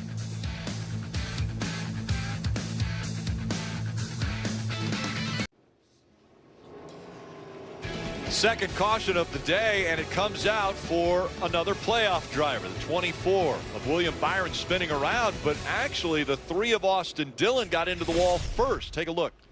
The 3 car coming off the corner just snaps loose right there, overcorrects right into the wall. All the debris coming off the car. That was going to be a yellow eventually, but just right after this is when the 24 spins in just about the same spot. Yeah, this right here just shows you how slick the racetrack is. Car is losing grip with the back tires. And then here you go, William Byron. He's in the gas, trying to make some speed, racing for Christopher Bell, and around it comes. Yes, we need that radio. Erie, almost the same spot. Gets fortunate, doesn't really hit anything on the 24. Let's listen to what the 24 had to say. I don't think I hit anything. I don't think I even got the tail. Yeah, I just was spilling to the right rear, and I knew I had to back it down, but yeah, too much. All right, so we saw the debris off the 3, and I was wondering if it had anything to do with one another. But, guys, after hearing that radio, you drivers have been over there before. It looked like separate incidents, just happened to be in the same area. Yeah, pretty surprised by the 24 losing it right there, but just pushing really hard. These cars, they've changed so much in just a matter of a year. That was a very lazy, slow spin that we typically weren't seeing out of this race car, this next-gen car, when they first unveiled it. The cars were just snapping, just kind of like the 3 crash looked. But again, that rack and pinion steering and quick steering and the overcorrection of the 3, a lot of drivers still having some struggles behind that, getting behind on the wheel, Kim. And do not count this 24 of William Byron out. You saw him snap loose, but in the spring race here, they had a myriad of issues, one of which being loose. They hit the wall in that race, spent majority of the race 2 laps down. The car was so good, they got all their laps back, rallied to finish 3rd. Rudy Fugle told me this morning they brought an exact similar setup this weekend. So again, the 24, we'll have to watch what he's able to do after that loose incident. Yeah, these race cars, they're on edge anyway, and this racetrack is really slick. And on these mile and a halves, a lot of drivers, it's really interesting to me, in an older car, they would always build tight, but these cars tend to build really loose, and that's what the Penske guys say, is that they get their cars and they drive good early, but then they go loose, and then you lose control of the back of the car. Kim. And Tyler Reddick, top left in that 45 car, he said to fire off, the balance was a little tight. Then as the run went on, it was a positive. So neutral balance on the 45 4-tire Sunoco fuel. Parker. It was a little different for the 23 of Bubba Wallace trying to chase down Kyle Larson there. He said he was just building too free like we heard some of the other drivers talking about, and he was actually using the lap cars to tighten that race car up as best he could, Dave. Kyle Larson has led all but 9 laps. No changes in the 5 car except 4 Goodyear tires. As for Christopher Bell, the change hurt the front and didn't help the back that they made on that green flag pit stop. Bubba Wallace beats Kyle Larson off of pit road. Pretty good stop for Christopher Bell with that #1 pit stall. He was racing right there when the 24 went around. You're watching NASCAR Cup Series playoffs from Kansas, presented by Applebee's.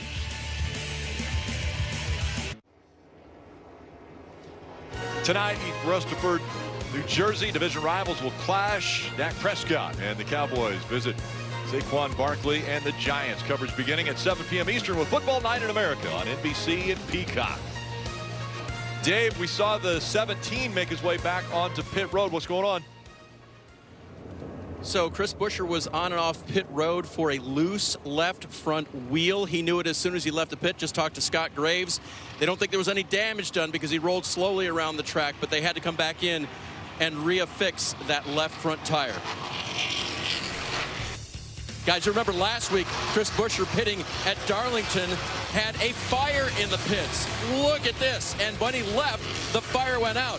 But that was rear tire changer Patterson and fueler Walker in the mix right there. They still did their jobs, and they're back at it today. Their part of the pit stop here went well here today, even though the front didn't go so good. But that's what can happen. Thankfully, no one was injured. Yeah, this is the Instagram footage that NASCAR, RFK, this has been. And watch this right here. The rear changer, Dalton Leonard, comes around, and as soon as he hits, spark. You see it go down, catch the fuel on fire. They actually interviewed the changer, and he said that he just didn't get a good plug. And now this is the last pit stop for the 24. Same thing. You see sparks in the rear, catches the fuel on fire, catches the tire changer on fire. There's fire on his left arm, his left quad. It is dangerous on pit road. The tire changer from last week, Buescher, there you go. There's Oren Osawoski, the rear tire changer for 24, telling AMR, nope, I'm all set. Chad Knaus checking on his man. So pit road, pressure's on for the drivers in the playoffs. Pressure's on for the pit crews. Impressive work in tough conditions. Yeah, such tough conditions. Hope everyone's all right there from pit road as we get ready for the restart. There'll be 11 laps to go in stage 1. Bubba Wallace trying to take advantage of a great pit stop. Can he stay out in front of the 5 of Larson? A good push from the 20. Christopher Bell trying to take advantage of his good pit stop as well. Larson makes that bottom work. He's made the top work. Now the bottom. You see Bubba Wallace trying to block any run from Christopher Bell. Christopher to the outside. 23 and 20 side by side. Off of turn 4 down the front straightaway. Bubba all the way down to the grass, running on the apron there as he crossed the finish line. Under 10 to go now in stage 1. 3 wide here. Kyle Busch, Joey Logano, and Michael McDowell.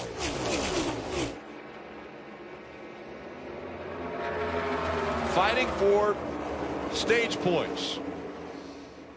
Top 10 receive them at the end of the stage. Who's going to get them?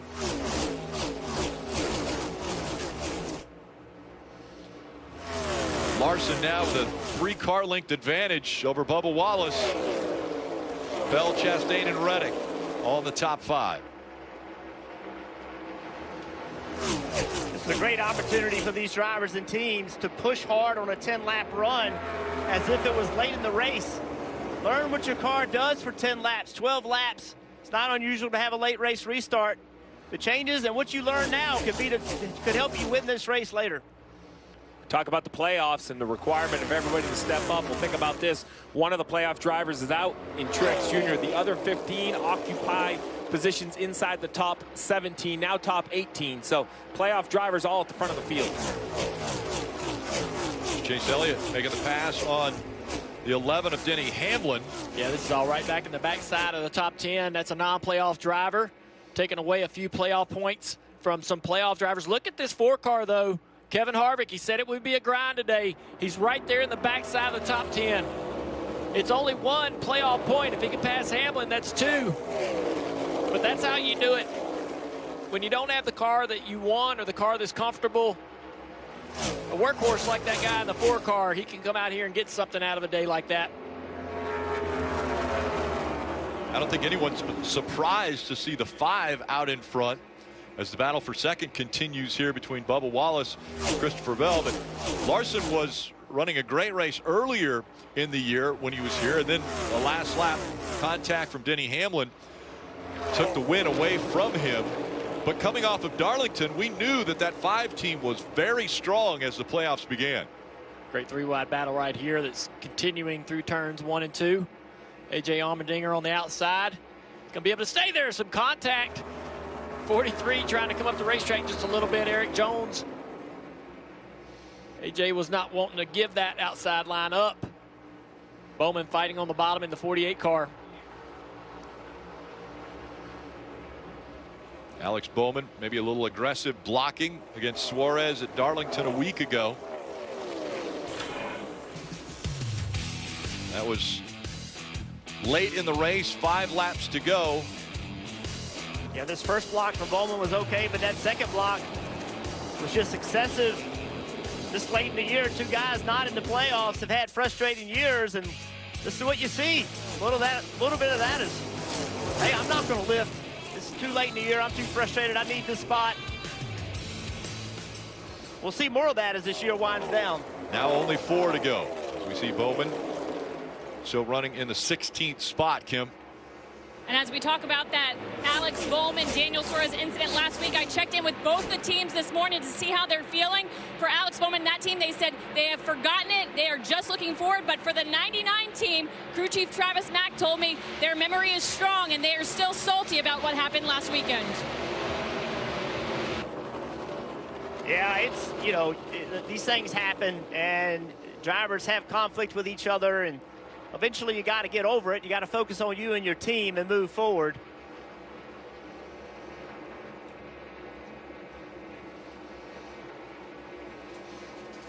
Under 3 laps to go as Blaney, who was frustrated earlier. I think Blaney's got to be pretty happy with his car, Rick. I talked to him this morning. He had also not very high expectations. Was concerned coming into this race that his car was going to be good enough. And here he is sitting here running 5th with 2 laps to go in this stage. Yeah, things turned around for him as he's going to try to take the spot away from Chastain, that 4th position that Chastain holds. Got some momentum down the back straightaway, Rick. It's not going to really look to the inside here, but Chastain keeps giving them the outside line. Now Chastain up the racetrack, taking away the air the 12 needs to be able to maximize the speed there. A little bit of a push from the 45 of Reddick down this front straightaway. They're going to draft up on the back bumper of this one car. Now you got to decide in the corner where you're going to go. Where does the one go so I can go to the other part of the racetrack, the one up the racetrack, 12 to the bottom. Blaney fighting. He's a car length away now. Again, there's another point that he could potentially gain now. A big run for Chastain as Larson is going to win his 4th stage of 2023 and at Kansas. Larson gets the stage 1 win. Bubba Wallace is 2nd. Bell, Chastain, and Blaney top 5. Reddick, Hamlin, Keselowski, Elliott, and Harvick all finishing in the top 10 of stage 1. It was an eventful first stage. Playoff drivers, Martin Truex Jr. An issue with the right rear tire goes down. He goes into the wall, as does Austin Dillon and another playoff driver. As the 24 spins, Larson wins.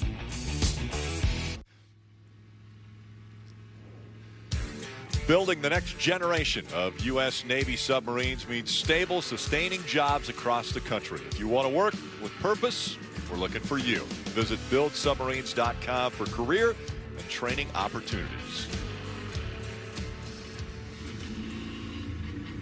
Brad Keselowski being scored 8th now after stage 1, as everyone getting ready to come to pit road. Followed Kim, the 5 of Larson ends up winning the stage, but the first into their stall is going to be the 1 of Chastain.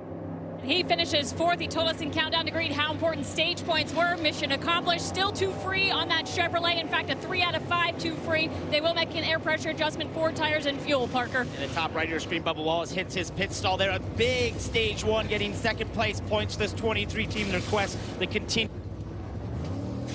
tires at Sunoco Fuel, Dave. Stage winner Kyle Larson said, I could stand to be a little bit freer on throttle. His service is done. As for Christopher Bell, that was a lot more comfortable than what they had before. Taking a little time to make sure the 20's right. That was a long stop. And chaos getting off of pit road. You see Larson and Wallace staying in their spots, but Bell, after that pit crew change, 5 spots lost on pit road. 5 gained by McDowell. We'll line them back up in the restart. Stage 2 is underway next. Stardom. When it's the greatest golfers from America against Europe's elite, it's about pride.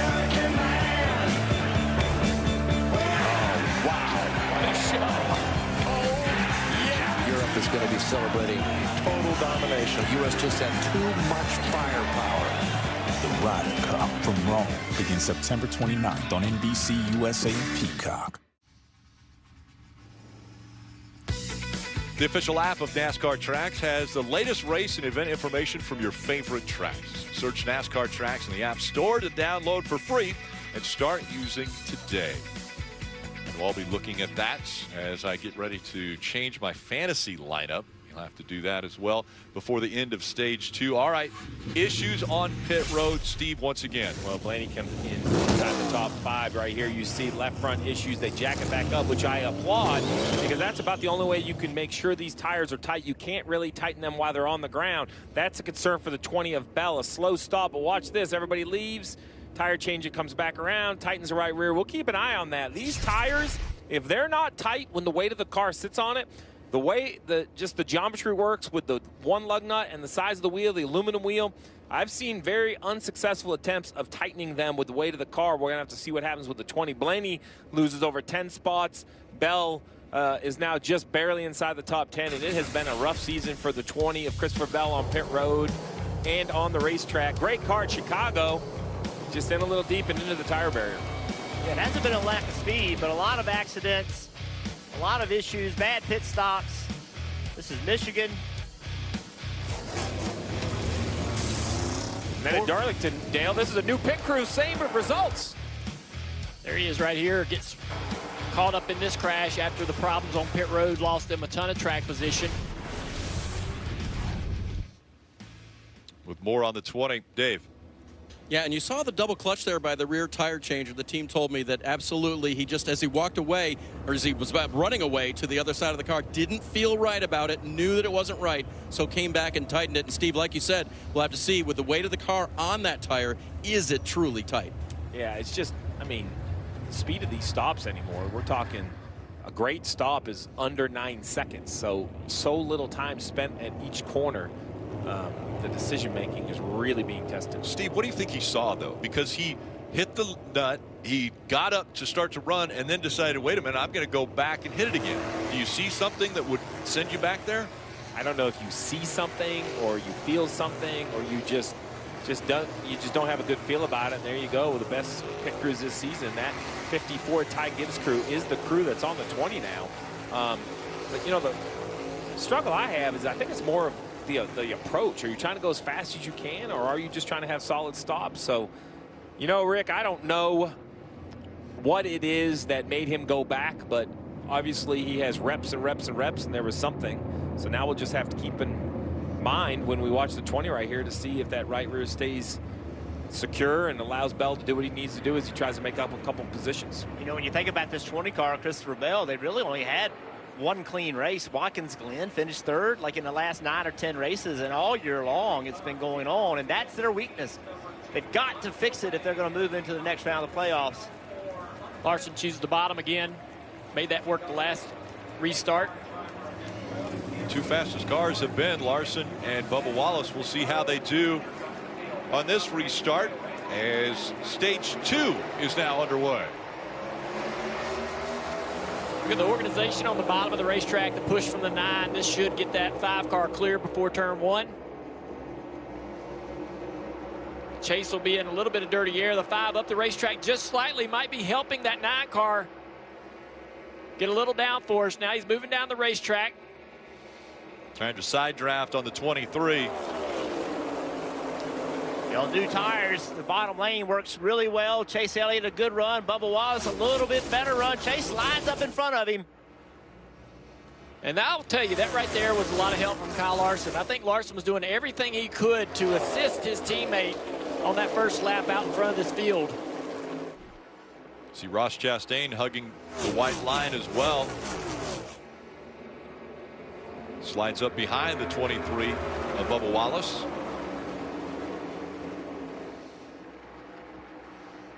Chase Elliott, a successful season now, beginning to victory lane. Running second here at Kansas, to teammate Kyle Larson. Door-to-door for position, Hamlin and Keselowski. That's for 6th. Brad Keselowski takes the spot away. Bubba with a big run off turn 2. Drives into turn 3. He's going to use all the racetrack and pretty easily make the pass. The pass happened in turn 3, but it all started with a great run off turn 2. So now Wallace back up into the 2nd spot.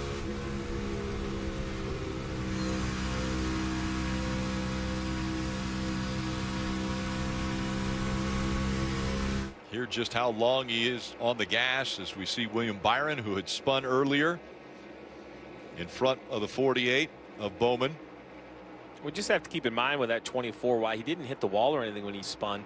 So much aerodynamics, you know, are made underneath the car with some of the vertical straights and things. It's just going to be hard to tell if he really has any damage as we see a battle between the 11 of Hamlin on the bottom and the purple Yahoo car and Brad Keselowski in the 6 up top.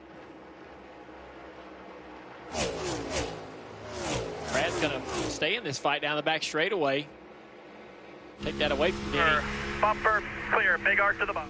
Spotter TJ Majors helping Brad Keselowski get to the bottom of the track. 6 cars hanging around the top 10 here, Dave. They are, you see from the BuildSubmarines.com camera there, as you watch this battle between Tyler Reddick and Ross Chastain. It's going to be Chastain staying to the high side. Rick, we'll talk about Keselowski in a minute. Let's send it back to you for that battle. Yeah, Reddick was able to get by Chastain. We'll see if he tries some crossover move. Chastain now right on his back bumper. Down to the bottom of the racetrack. Will he try the slide job? It doesn't look like he's going to have enough momentum to clear him. And Reddick right up against the boards. I tell you, Ross Chastain in this one car, they got to be happy with the speed coming into the playoffs. They were kind of limping. They weren't showing that they could race in the top 5, top 10 on a consistent basis, but here today, they're right there. I know they're not right now have winning speed, but they have good enough speed to get done what they need to get done. This fight's not over as Hamlin now side drafts Keselowski, pulls him back and clears him. We'll see if Keselowski can get that momentum back and fight for the spot. Parker. And Denny had just come on the radio and saying he was too tight in traffic a little bit. But before they went green under this caution, his crew chief, Chris Gabart, had a really interesting comment to Denny. He said, hey, we need 1 second over your 40-lap run, referencing the run that most of these teams will do in these stages, about 40 laps on a set of tires. We need 1 second to be competitive to that 5 car. I don't want you to make a mistake, but I want you to have that info. We need a second over the whole run, Dave. Parker, Brad Keselowski is staying mistake-free so far. We heard TJ Majors' voice on the radio a little earlier. He really praised him because that run higher on the exit of 4 information that TJ gave him really helped him on that last run. But he did say, I don't feel like I'm good anywhere. I don't feel like I'm really bad anywhere. Just kind of okay right now for the 6th. But, Rick, that is better than what they were here in the spring. Yeah, okay for the 6th. Steve, you had mentioned earlier about RFK and really needing to find something. Are they finding it? Well, I think they are. They have great speed, and it's been a great week for Brad Keselowski. We talked to him the other night, and he was at, all right, Chiefs fans, don't hate on me, but he was at the Chiefs-Detroit game. He was a huge Lions fan. Took a few friends, took Brad, his spotter as well, I believe. They went there, and Brad said, it was like the Super Bowl. We didn't think we had a chance, and then we won the game. He was in great spirits. And in the playoffs and the pressure and everything on these guys, I think it's great to prepare, but it's also great to have a distraction. And look at look at this. That's Brad. That's the biggest smile you're going to see out of Brad. That's awesome. Use a great word there, distraction. With all the things that Brad has going on right now with owning a race team, driving in the playoffs, they are expecting another child. He said it was nice to have a night to unwind, and that's what he did while he was watching the Lions-Chiefs that we saw on NBC on Thursday. And an issue for the 47 of Ricky Stenhouse Jr., another playoff driver. Yeah, Stenhouse got into the wall a little bit, I believe, in turns 3 and 4. See if that car is able to regroup. He's kind of been struggling back in the back half of the field. Parker, what you got there? Yeah, Dale, they have been struggling at 47. Came in a lot of optimism, qualifying just outside the top 15. Felt like they had a car that maybe would compete in the top 10, but that has not been the case for Ricky. He's been talking about how he's struggling with the front end of that race car. It's just turning way too well. He's been very loose. They can't seem to get that car to not use the front end as well. And there's, you see him just struggling outside the top 20 now as they seem to fall back to that 47. They've tried a lot of different adjustments on that 47, trying to get that front end to just not react the way it is right now. Parker, we're going to take another look at what happened to the 47. So there he is back at the screen. Just everybody runs. You talked about it at the pre-race, Jeff. Everybody runs an inch off the fence. That's where the speed is. You're going to push it a little bit every once in a while. And with an ill-handling car, more often than not, you're going to find yourself getting into the fence a little bit today. Yeah, the back of the car comes around on you just a little bit. You got to chase it up there. Next thing you know, you're in the wall. William Byron also, he's really tight, complaining about his car right now. Restarted 11th, has fallen back to 17th. He was running well, spun the car, didn't hit anything. But since that incident, this car has not had the speed in it. Kyle Larson's up front. He's only won here one time, but he has led 5 times at least 85 laps, which he's done again today. Larson up front at Kansas. Saturday, 7 p.m. Eastern on NBC and Peacock, live from West Lafayette, Indiana. It's the Orange of Syracuse facing the Purdue Boilermakers. It's Big Ten Saturday night. Remember last year's matchup? What a thriller. Syracuse won it on a 7-second to go, 25-yard touchdown pass to win 32-29. College football underway now, and you can watch Big Ten football on NBC. Moments ago, we saw the 47 of Ricky Stenhouse Jr. get into the wall. Well, how about again? Yeah, they've been beating on each other down the front straightaway, him and Briscoe. I think just kind of arguing about how hard each other's getting raced. And then we go down into turn 3 here, and Stenhouse again up the racetrack and makes more contact with the wall. Frustration over how the car's driving, but also frustration about all the cautions out on the racetrack. And a lot of smoke from the 23 of Bubba Wallace, who was running second. Right rear tire flat. Bubba Wallace with the right rear tire carcass about to come off. Looks like a right rear. There's a lap. Do I need to just do right? That was great. That radio was Booty Barker asking the spotter, wanted to know if he could just change rights. He doesn't want to lose a lap, Parker. Just before this happened, Bubba Wallace came on the radio and complained about how loose he was suddenly getting in that race car. So the loose team assessing this. Oh, sorry, Parker. But so, Parker, don't you think that like if the right rear starts to lose air, that's probably the loose he was feeling? Is that what you're thinking, going down slowly? It had to be something like that because he suddenly came on and said he was wrecking loose, and then it was about a lap or two later that he saw this issue. So that maybe gives him an indication there was a tire issue, Steve. Oh, it looks like more issue. That's the international sign for something bent or broke. You see the 2 hands together from the tire changer, and I think at this point, you know, you have to decide how you're going to approach this, right? You put the right, toe link. You just saw the tire carrier push the tire, turning it. Remember, the rears don't turn, so he's turning the right rear tire. Tells me the toe link is bent or broken. Toe link's broke? Yes. So are you answering him? Yes? I was answering him. I like that, Rick. I like that. I was looking at him turn the wheel. So there's the car getting loose into the wall right there. Pretty hard contact. Riding on board.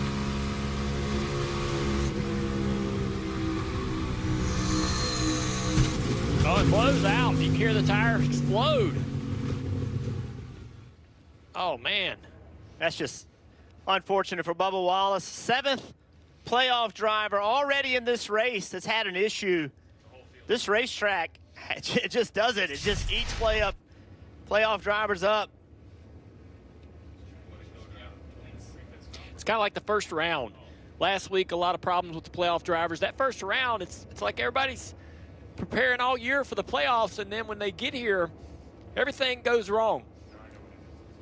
This will be a tough situation to rebound from.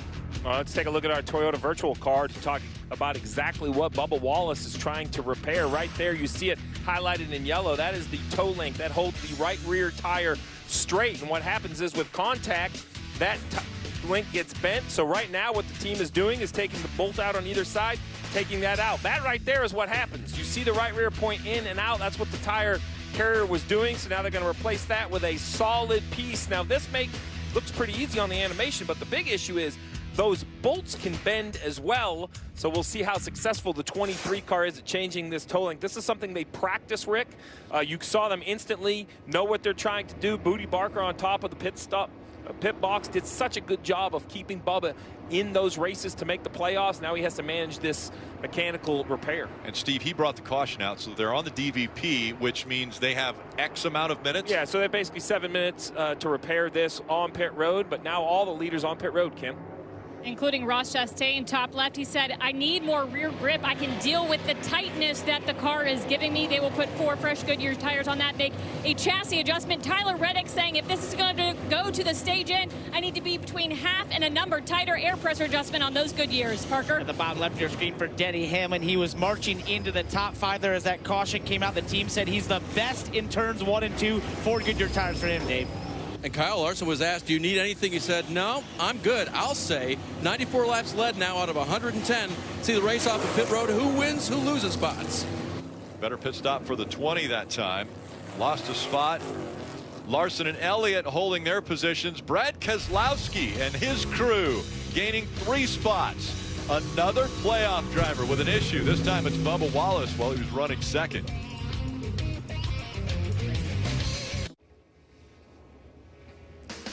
Make sure to join Xfinity Series playoff driver Parker Kligerman, who also moonlights as our broadcaster. He will be on NBC Sports on Sirius XM this Wednesday morning, 9 a.m., joining the morning drive on NASCAR Radio Channel 90. That'll be great insight as to what takes place this weekend here at Kansas, and looking forward to Bristol. Parker could tell us the truth now about how nervous he was. That's right. You're watching the NASCAR Cup Series playoffs from Kansas, presented by Applebee's. So many issues already for playoff drivers, and it started with Martin Truex Jr. Right rear tire goes down into the wall. Heavy right front damage. 19 done for the day.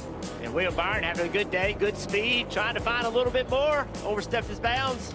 Spins out, no contact though. Issues on pit road. 24 car. Little fire right there. Everybody's okay. And the 20 car had a little problem here about tightening the right rear lug. Lost several spots on pit road. The 12 car as well.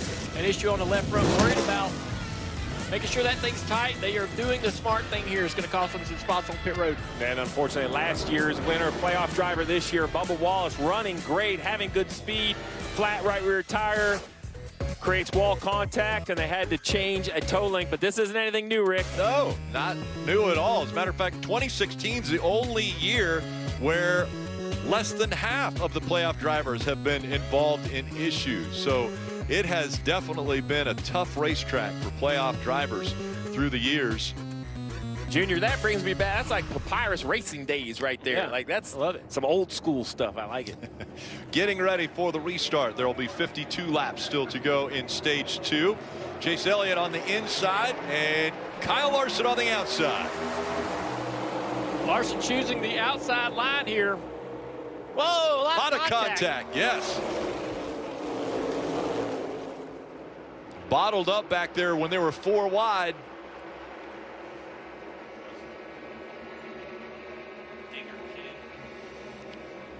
And close side drafting there for Chase Elliott as he tries to take the lead away from Kyle Larson, but the momentum building on that outside line again. Larson's made that inside work several times today on restarts, but now 3 wide going down into turn 1. Reddick to the inside. What a run by the 45 of Tyler Reddick. He surges to the lead here at Kansas. Tyler slides up in front of Larson, though, to block him, and that gives. We got a spin in the bag. The 2 of Cindric is around. Austin Cindric sliding on the apron, and the caution comes out. Caution. Get it back going. Nothing else coming.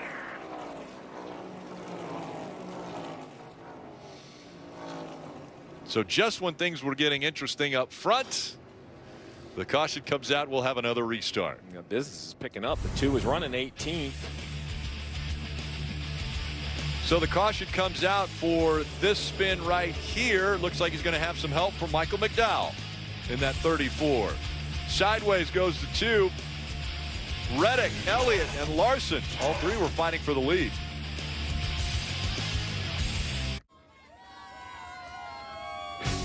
NBC Sports coverage of NASCAR on USA is brought to you by Applebee's. Now that's eating good in the neighborhood.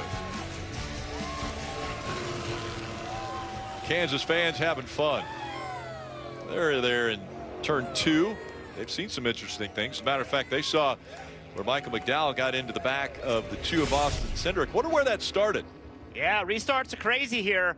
So watch as this thing moves forward. Michael McDowell up the racetrack a little bit. Then watch the 2 of Cindric. He moves up and gets into the side of McDowell. And now McDowell, I'm sure, is a little bit angry and goes and chases the 2 car down, and around the 2 goes.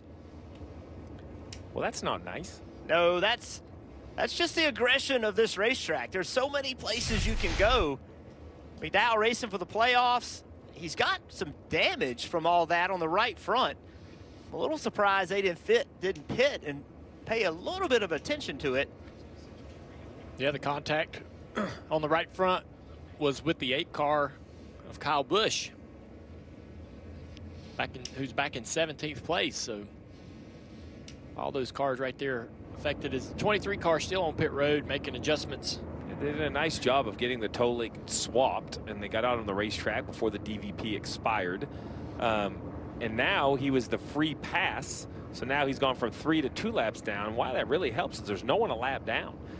So if this thing runs 48 laps green, I mean, you currently see he's minus 17, but that's running 34th. I think Wallace has a lot of opportunity to get back in this race. What he really needs is another quick yellow. He also doesn't need to lose a lap. So as he sits here, we're going to show the wall that opens and closes pit lane. And I believe their 23 is going to lose another lap right here as the pace car goes by. Now, look, they want to get a lap back, Rick, but Booty knows if the repairs are solid enough to make the next 47 laps, they have to be able to finish the stage as well. Parker, what about the 34 of McDowell? Well, the answer, on the radio? Yeah, well, to answer Jeff's question as to why they did not pit there, the team was evaluating photos. As many people know, the teams have photographers around the racetrack that are sending those photos directly to their pit box, being uploaded in real time. They were taking a look at those photos. They evaluated the damage and assessed it for the photos to think that they didn't have to pit. So that's why they did not come down pit road, Kim. Well, Parker, Kevin Harvick started in the 20th position, and when I talked to crew chief Rodney Childers this morning, he said yesterday in practice and qualifying, there was some head scratching. He said they looked at Kevin's throttle times, his steering endpoints, his braking. They were all similar to the fastest cars, as you're seeing the Hunt Brothers Pizza on board. So I checked in with the team because they're running 6. Did they do anything to the car? They said, no, Kevin is just doing Harvick things out there today. Dave? Christopher Bell will start on the outside of row 5. Rick, it doesn't appear that repit hurt him. He's still in the top 10. Well, and now at this point, they've got some different tires on it, so I think we're good there. And unfortunately, as the pace car is going to turn left to come down pit road, the 23 of Bubba Wallace still on pit lane. So what I thought was looking up because they got a lap back. Now I have some concerns. The repairs are more than we once expected. So, again, Bubba Wallace on pit road as they go back up through the gears and back underway with 46 laps to go in stage 2.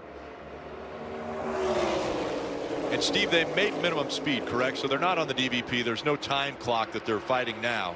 Nope, no time clock. Now just this chaos right here they're trying to get back into. See Kevin Harvick on the bottom with a big push from the 11 down the back straight. Big move by Reddick on the bottom. It's Elliott, Larson, and Reddick. 1, 2, 3. Kevin Harvick has thrown himself back into the mix in that 4th spot.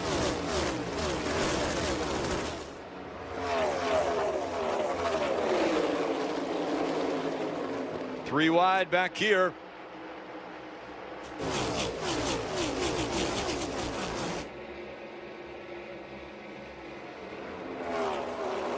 Denny Hamlin trying to find a way around as the 23 comes off of pit road now.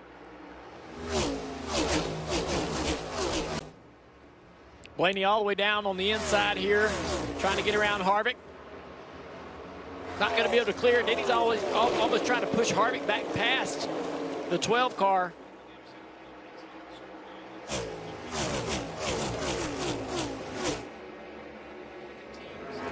Close there between Blaney and Harvick. Harvick, man, he is fighting for every foot. Sitting really good right here in this stage. Gained a couple of stage points, or a stage point in stage 1, sitting there with a great 6th place run right now in stage 2. There's a couple of playoff drivers battling back here in the middle of the pack. The 8, Kyle Busch, trying to drive through this pack around the 24 that you mentioned, Jeff. This 24 just struggling ever since the spin on the back straightaway. Byron had great speed when he unloaded.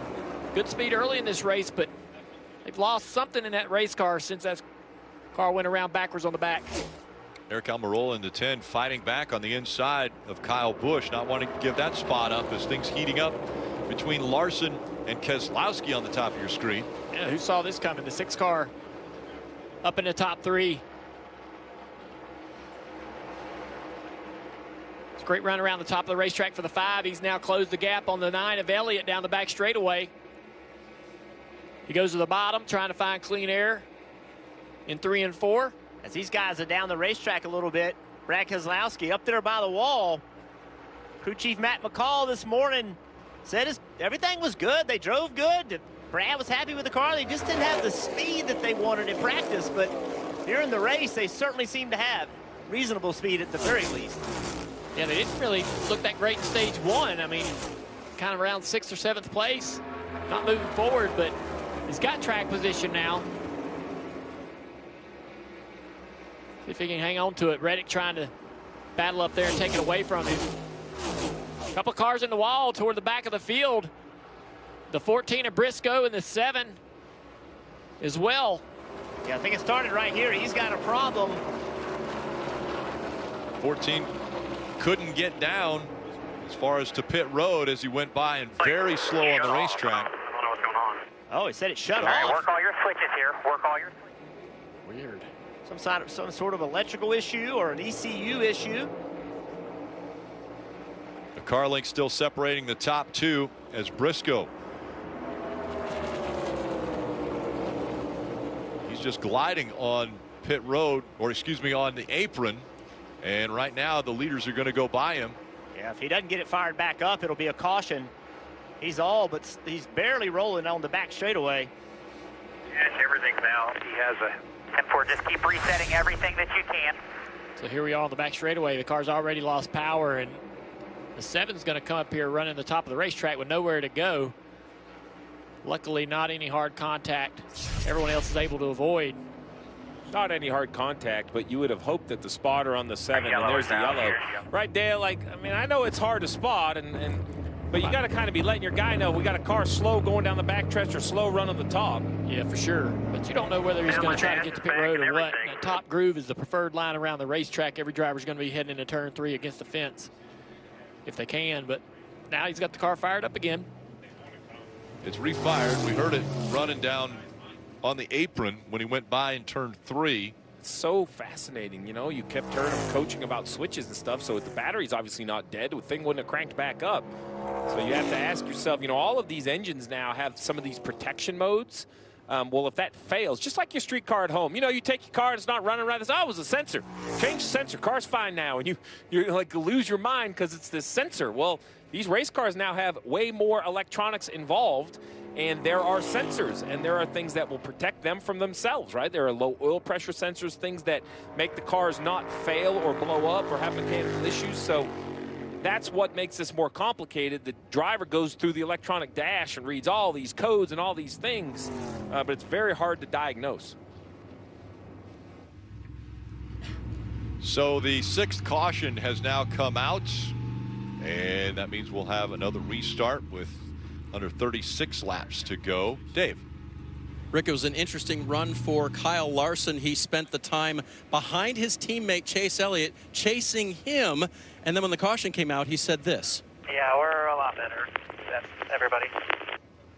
Everybody, including his teammate who he's been chasing. I think the 5 has it going on today. If they can just keep it there for Larson, he's really got a car he loves. Well, with 11 laps in these tires, the driver's going to want tires, but we only had 8 sets. They put 4 sets on. There's 139 laps to go in the race. So this is going to be a split decision, not because they don't want to put them on, but they're going to be afraid to run out. So there you go. Leaders stay out. Brad comes to pit road. First intersection and pit strategy, Kim. And for Tyler Reddick, Billy Scott telling them we are putting scuffs on this car. We don't want to use up a set of stickers. Tyler Reddick's response, no problem, I've got this. Parker? The 22 team of Joe Logano was committed when this caution came out to getting on pit road here. It looks like a little bit of a slow stop on the right rear there. So there's a little bit of slow stop, not going to work to the strategy they wanted here, Dave, to get some track position. Keselowski asked for the scuffs as well. They think that's going to be the way to go with the Goodyear tires they have remaining here. The last adjustment they made for Brad's car made it a lot better. All right, a lot of scuffed tires. Basically, they had, I said they had 8 sets, 7 sets of stickers in their qualifiers. So how do they have scuffed tires? Probably the tires they qualified on yesterday. So some are putting those scuffed tires on, but some different strategies taking place now. We'll see if Elliott and Larson could stay out front. When my doctor gave me Breztri for my COPD, things changed for me. Breztri gave me better breathing, symptom improvement, and reduced flare-ups. Breztri won't replace a rescue inhaler for sudden breathing problems. It is not for asthma. Tell your doctor if you have a heart condition or high blood pressure before taking it. Don't take Breztri more than prescribed. Breztri may increase your risk of thrush, pneumonia, and osteoporosis. Call your doctor if worsened breathing, chest pain, mouth or tongue swelling, problems urinating, vision changes, or eye pain occur. Ask your doctor about Breztri. Introducing new buttermilk biscuits in sweet and savory flavors, so everyone can have their perfect biscuit. Or add one on the side. Get a breakfast biscuit sandwich with a side for just $7 for a limited time. The Barn Bar. The county's best hangout. Just got better. Here's to living smooth with the always smooth, easy drinking Keystone Light. Caleb Williams has transferred to Wendy's for the new loaded nacho cheeseburger. This burger's my inspiration, and I just hope to inspire you. Oh, you have inspired us. Thought we were doing names on the headband. Get it together. Choose wisely. Choose Wendy's new loaded nacho cheeseburger. We got the house! Pods handles the driving. Pack at your pace, store your things until you're ready, then we deliver to your new home, across town or across the country. Pods, your personal moving and storage team. Time to meet your team.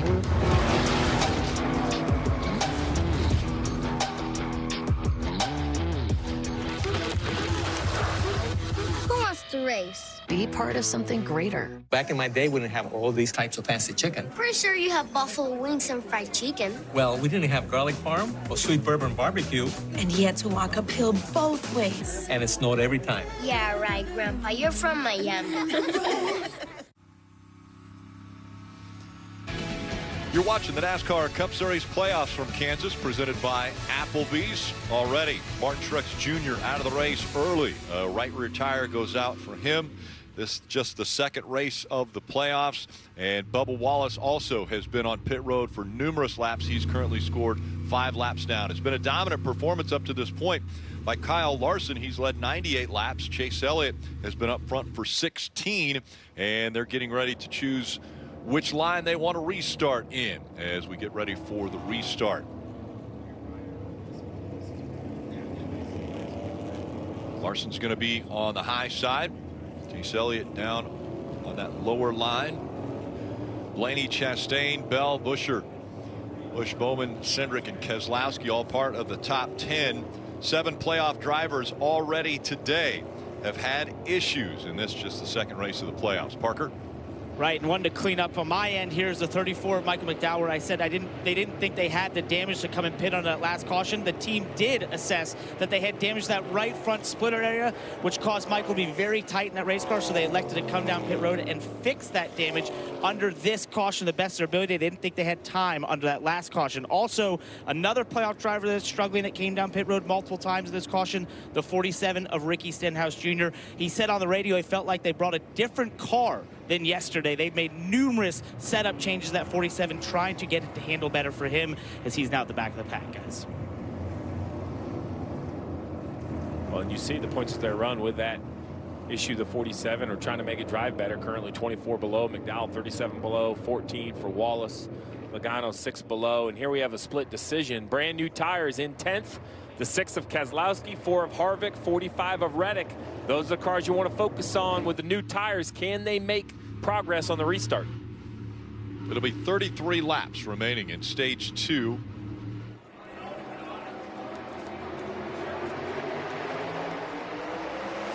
Top 8 cars did not come to pit road. We'll see if those fresh tires, and we see them peeking out already, will they make a difference? Yeah, Reddick's putting Keselowski 4 wide. But look at Brad right through the middle. Oh, they're checking up big time in front of him. He's going to get a ton of spots. Larson had a big problem off of 2. Still not sorted out. We're 4 wide, getting down into turn 3. Brad Keselowski already getting by Larson, who started on the front row. Now Larson with the momentum. He's gained it back, and they stay side by side. Harvick just in front of him. Yeah, Harvick's all the way up to 4th place here.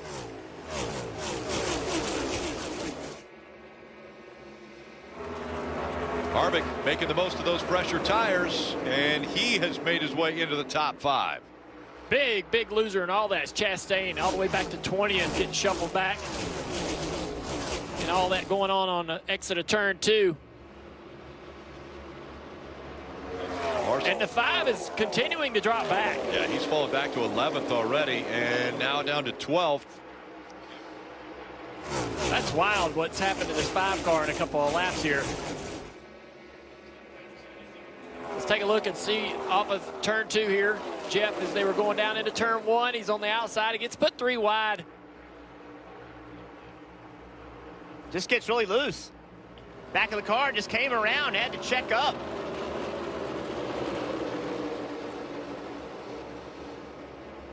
And we'll see if the free fall has stopped for Larson as he's down to 12th.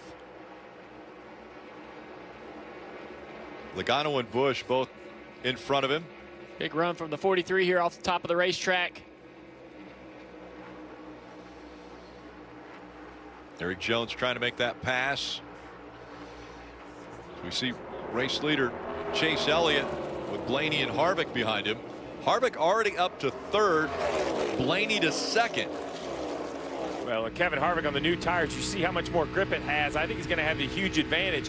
This wasn't about were new tires what you needed. Everybody knew that tires were going to be a huge advantage. This is about how many tires you have left. The teams that pitted now only have 3 sets remaining for the rest of the race. The cars that stayed out, like Blaney and the 9, have 4 sets. How many yellows will we see in that final stage? And look at Harvick doing all his work on the bottom of the racetrack. I mean, we've seen everybody find most of their speed at the top, but this 4 car, and that's Harvick's MO. Even when we go to racetracks where you run the wall, he just doesn't love to run up there. He'll set his car up to run a car length off the wall. And for here at Kansas, right around the bottom of the racetrack, only car really out there able to find real speed working both ends of the racetrack on the bottom. The 6 of Brad Keselowski cruising into this battle as well. Another big loser in this exchange. He didn't put tires on. Chastain all the way back to 26th. How about Kevin Harvick, if he could jump up here and win this stage, how big that would be. We still have to look at the numbers, though, and Steve brought it up earlier. There were only 8 sets of tires laying when they started this race. We just passed the halfway point, and they've used 5 sets already. So they have to go the second half of this race with only 3 sets of tires left. Well, it's been caution filled. You know, if we see green flag racing, it won't be a huge penalty, but that's the gamble that they're taking.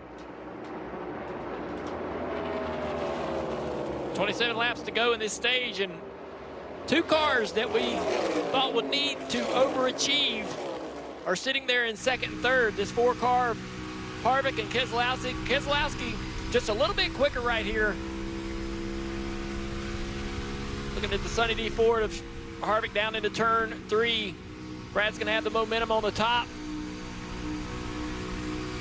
But that 4 car works really good down on the bottom of the racetrack, able to maintain Denny around the 17 of Buescher. Those two battling for 6th place.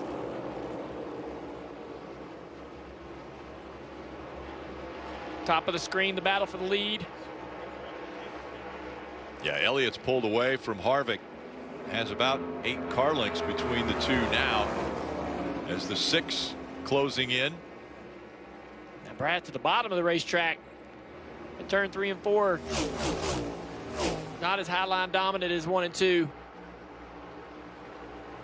Can they get up here and possibly one of them race for the stage win?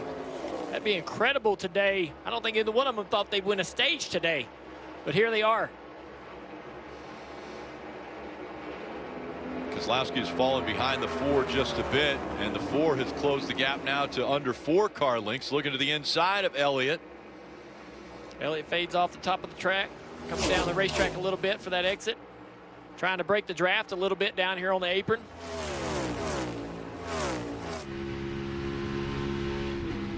Kevin's perfectly happy running this part of the racetrack. He loves running the bottom.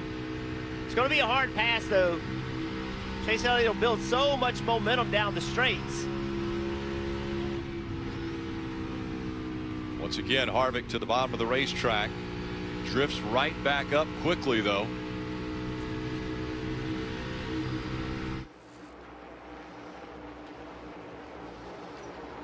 Again, fresher tires for Harvick and Keselowski. They came to pit road on lap 129.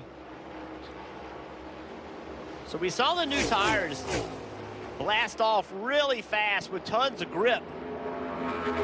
Both these cars made up a lot of ground, but now that they've gotten here, they seem to have equaled out a little bit. The advantage of the new tire appears to be on the long run. It's on the short run. On your tires here. Talking about the number of laps on their tires. Elliott doing all he can and doing it all correctly to stay out in front. He's led 29 laps here in Kansas today.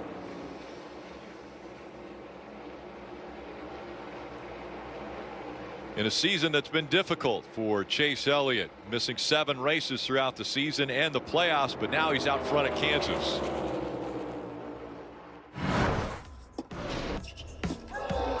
Nice footwork. Man, you're lucky. Watching live sports never used to be this easy. Now you can stream all your games like it's nothing. Yes! That's what I'm talking about. Oh, here he comes. Go! Running up and down that field looks tough. It's a pitch. Get way more into what you're into when you stream on the Xfinity 10G network. At PNC Bank, you can find us in big cities and small towns across the U.S., where our focus is to always support the people who live and work there. Because you call these communities home, and we do too. PNC Bank. On a Sunday. Gotta go. I forgot the sausage. You guys ready to eat? There you go. On a Sunday. Okay, again, this is a status bar, this is a search bar. Let's know the difference, okay? Social media. It can be overwhelming for a young homeowner turning into their parents. Now, what does it mean to slide into someone's DMs? It sounds like a lot of fun. Okay, we're not ready for that. As a team, we'll get there. It might be a fruit emoji, but that doesn't mean they're talking about fruit. Progressive can't save you from becoming your parents, but we can save you money when you bundle home and auto with us. Okay, do you really think we need 47 photos of fun dinner at Pam's? Yes. No. I watched my first race yesterday. You're on the team, kid. It's orientation day. Hey, new guy, let's get you up to speed. Lunchtime.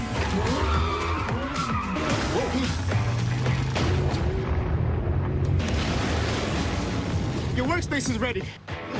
Looks like you got a corner office. Be part of something greater. Toyota. Let's go places. For 75 years, you've seen everything in our sport. But you know you haven't seen? Me. I mean, why would you? See, today, I'm just a fan. Like you. But tomorrow, well, you'll see.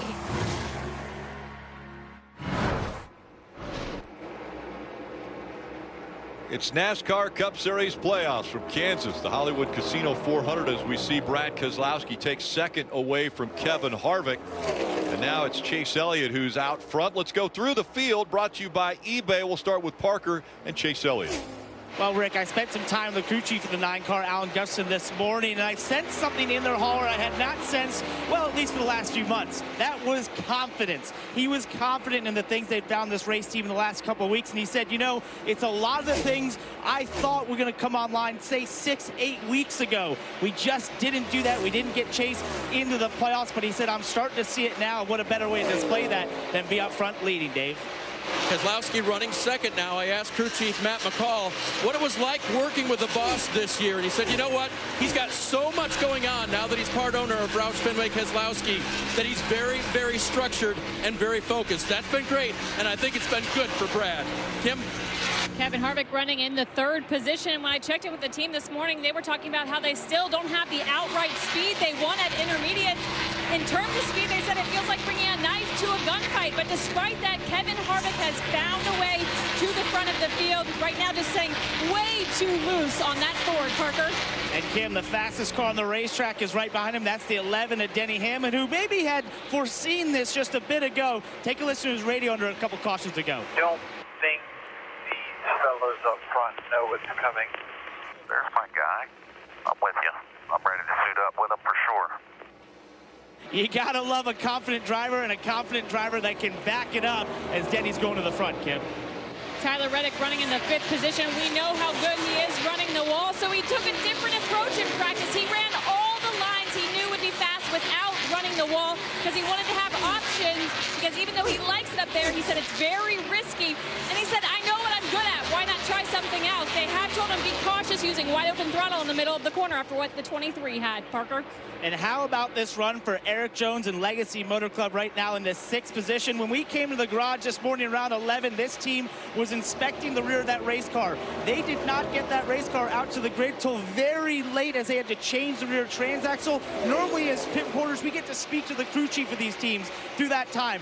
I never got to speak to Dave Ellens because he was so involved in getting that transaxle change. What a great comeback for Eric Jones' 43 team up in the top 10, Kim. Ryan Blaney running in the 7th position. They did not come down to get tires during that last caution, so just maintaining on old Goodyears. When I talked to the team this morning, they said 1.5 miles still have been their weak spot. They're not where they want to be speed-wise.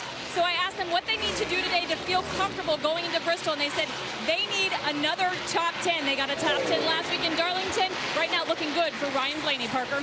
Right, and as they run his teammate Joe Logano, defending champion of the NASCAR Cup Series, would be 9 points to the good going to Bristol, which would not make this team feel entirely safe in many respects. They said if they need to go to Bristol and go have a great run, maybe possibly win, they feel that's a place confident they can do it. But this run today has been typical of what Paul Wolfe said they've seen throughout this year. They've been about 13th to 15th place on speed, have used strategy to get in the top 10 and hold on that track position, running 8th right now, Dave. Chris Buescher was asked after practice if he felt good about his race car. He said, yeah, I think the balance is good. And when he was asked for detail, he said, well, I'm not swatting flies, which meant he wasn't using a lot of wheel back and forth, back and forth. It's been pretty smooth for him today, running in the top 10, 9th currently. And so is Christopher Bell in the top 10 after being on the pole and leading 9 laps. Remember, bad pit stop for them, actually a repit for them, put them back, but they believe they still have the speed, and you see Christopher very happy with running that very high line.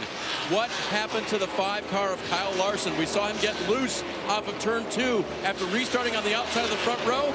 The team talked about it. I know we screwed you. It's my fault. It was a bad call.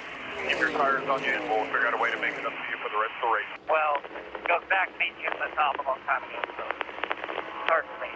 It's all good. We're all going to dig down deep, and we're going to do everything we can to claw our way back up there.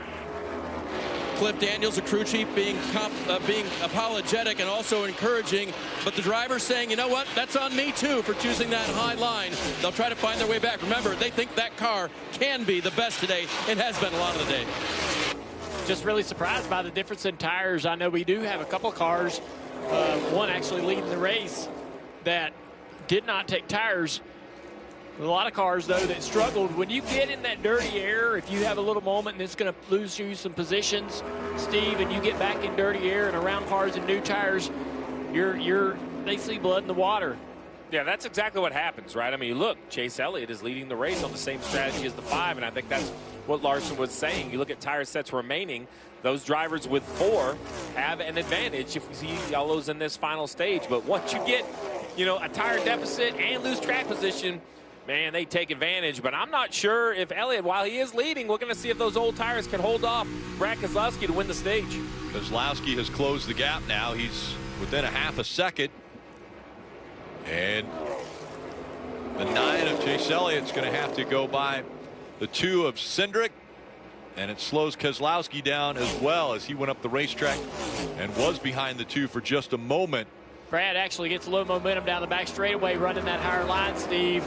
He went in there and ran up behind that 2 on purpose to create that momentum. He draws almost right to the back bumper here in turn 3 and 4.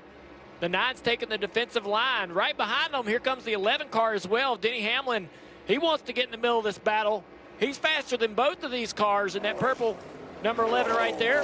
Brad's strength is on corner exit. He kind of breaks even with Chase, but then on corner exit, he's able to go to the throttle a little bit sooner. You can see he gets that run. Can he do it on the bottom of the racetrack, though, Jeff? Down here in turn 3 and 4, the 6 goes low. He can disrupt the air just a little bit right here and cause the 9 to have to get out of the gas just a little bit on corner exit. Now he's got him where he wants him. Now he's got can side draft him. What can he do on corner entry, though? Can he drive deep enough in the corner to clear him? Under 3 laps to go in stage 2, and Keselowski leading at Kansas. Use a lot of racetrack up on the exit of 2. Kind of a little bit of a slide job. That's giving Chase some forward momentum. He's going to dive here. You're good. Protect your top here. Clear, clear, clear, clear. Chase back on the bottom, just doesn't have the tire life, the speed to be able to bring the fight back to the 6. And now the 11 of Denny Hamlin. Can he get around Chase Elliott quick enough? Only 2 laps to go. And they got a little lap traffic right here. They got to get by this car. Dylan, he's going to get stuck right on the inside of this 3 on corner exit. For Keselowski and Hamlin, there's a playoff point at the end of this stage. If they win, they can carry that playoff point through the stages or rounds that they continue to advance through. Keselowski now pulling away. Under 2 laps to go. He pulls away from the 9, but is the 11 going to be fast enough to now pulling away? Under 2 laps to go. He pulls away from the 9, but is the 11 going to be fast enough to clear the 9? Chase goes to the middle of the racetrack. Denny's going to fill that hole in the top. Big speed here by the 11 down the back straightaway. He'll clear easily into second place. So now what does he do? The final turn of stage 2 down to the bottom of the racetrack. Hamlin 2 car lengths away. Not enough momentum for Hamlin as Keselowski is going to win stage 2 at Kansas.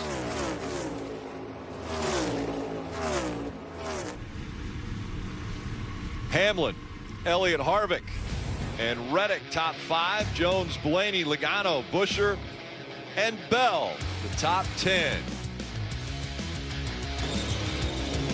A great final 30 laps for Keselowski puts him in the winner's circle for stage 2.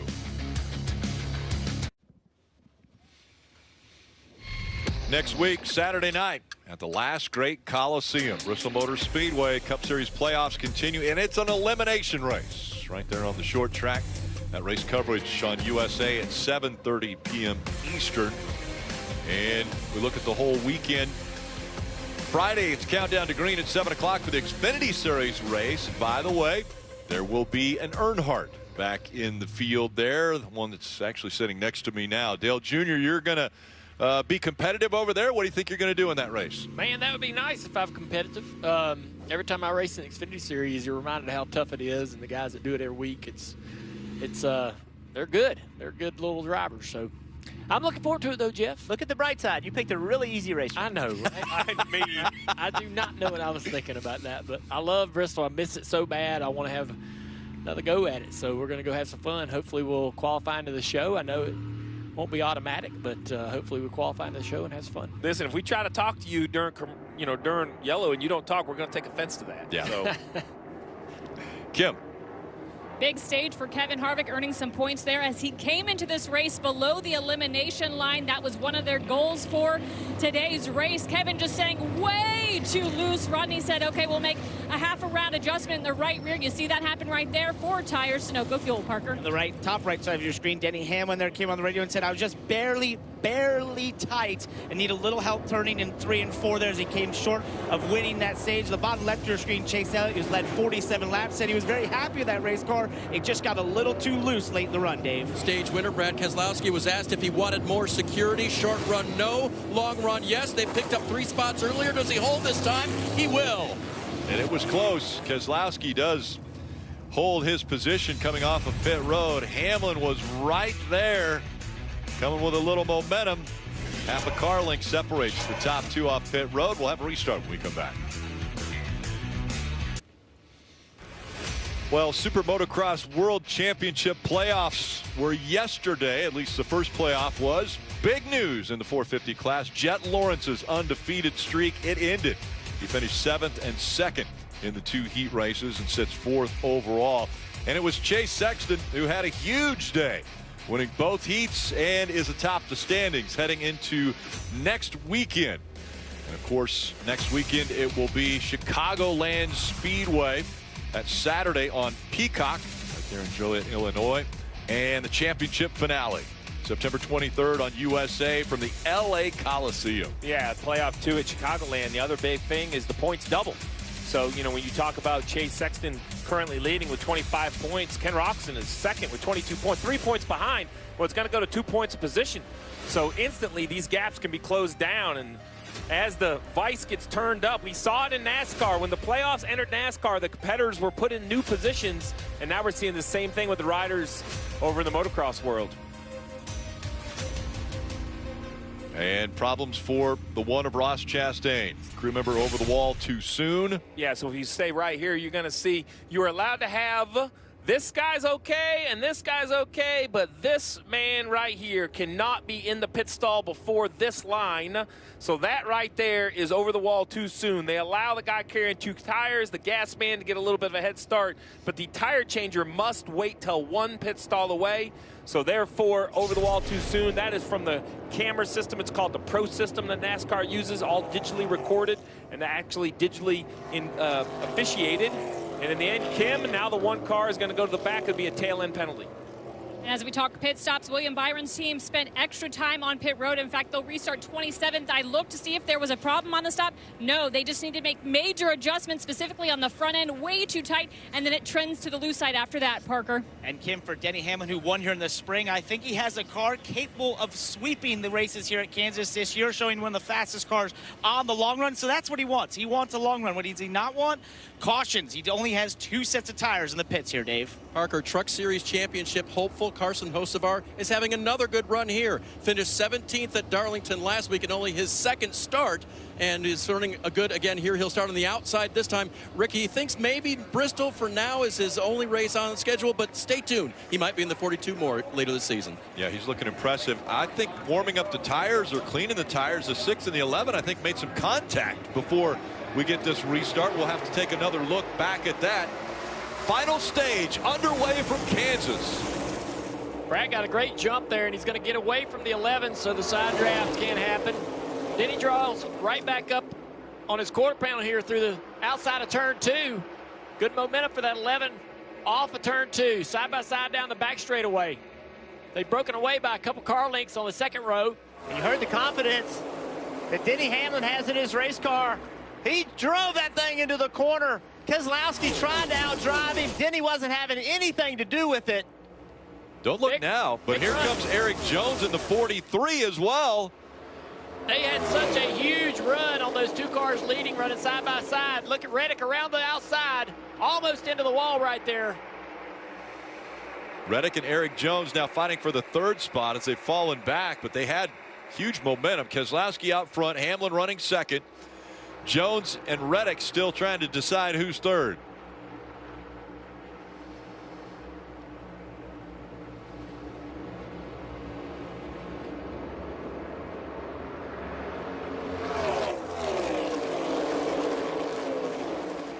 So it's Keselowski that's out in front of Hamlin. Reddick, Jones, and Harvick. Again, before the green flag came out, take a look at this. Keselowski and Hamlin. Yeah, a little bit of a contact right there, just warming the tires up. We got some cars having some trouble up in the turn 3 wall, the 21. Harrison Burton is slow. The caution has come out. It's the 8th of the day for cautions. See you guys, toe links for They had sure. an issue. Hit right front hard as well. Harrison had an issue off of turn 2, I believe with the 16 car. I'm not quite sure who it was, but Harrison and another car got in the fence up in the wall in turn 2. Harrison carried that damage, that flat tire on the right front down into turn 3. Toe link on the right rear broken and bent as well.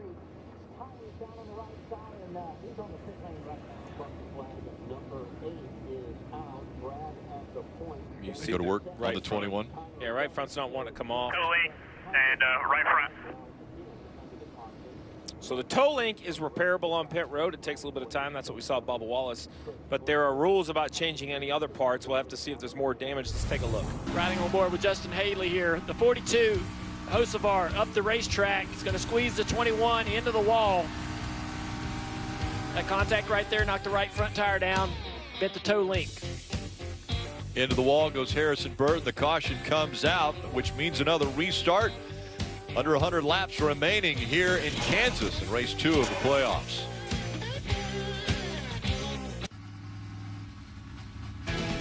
"91 laps to go." You're watching NASCAR Cup Series playoffs from Kansas, presented by Applebee's. 9 drivers already, 9 playoff drivers have been involved in incidents or have had problems today from Kansas, which is something normal.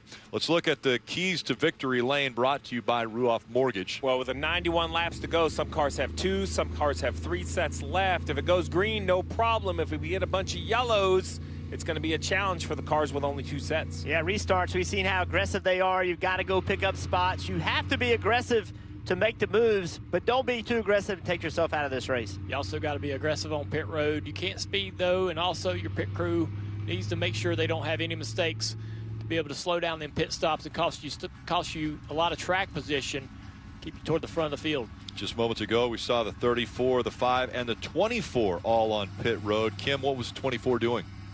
Well, that car has just been ill since he spun out earlier. The handling not right, so they elected to bring him down, make more adjustments on the car. They did put scuffs on the 24 car of William Byron to save a set of sticker tires. So the William Byron machine just not the same after that spin, Dave. 5 of Larson was on pit road. Here was the conversation. Man, I swear, I think even with 2 laps on everyone's tires, if you had fresh tires right now, you could go drive by them all. It's tempting. I may pit. Okay, it's up to you. And then he asked, how many on the lead lap? And Cliff said 31. But they pitted. Cliff is confident he can drive by them all. Gotta love confidence. Well, I mean, I don't think this is a bad decision, because the other issue is the tires that just took off only have 3 laps on them. So once they cool off, you put them back on, they'll fire off just fine. Maybe not quite as good as stickers, but they're still going to fire off like new tires. We saw earlier, like when Harvick and those guys had fresh tires, and Jeff pointed it out, they kind of leveled off after 4 or 5, 6 laps, but the first couple laps he had a huge advantage. We'll see if the 5's able to do the same sort of thing. He pitted from 15th. He's currently 26th, so he's going to need a good restart. So Larson's got confidence, and Parker, I'm guessing that the driver of the 11, he's pretty confident as well. Oh, of course he is. You got to know Denny to know that. But of course, Denny Hamlin and Chris Gabehart are some of the most analytical duos on pit road. Take a listen to their radio just a moments ago. That stuff you're working on in 3 and 4 there, kind of bottom, grinding the front tires, that kind of thing. With that kind of thing, being more towards the front here, you might use that as a tool to make sure you don't migrate free if the air stays clean. Yep, gotcha.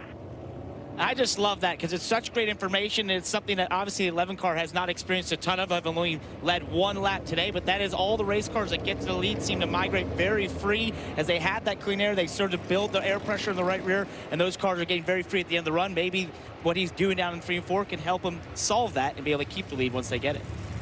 Yeah, Parker, Chris Gabehart, the crew chief for Denny Hamlin, they have so much trust in each other, and they've worked very hard on what information can Chris look at SMT and see and then apply for information for Denny Hamlin. And that's just a great example of, hey, that's a tool you can use. Run that bottom.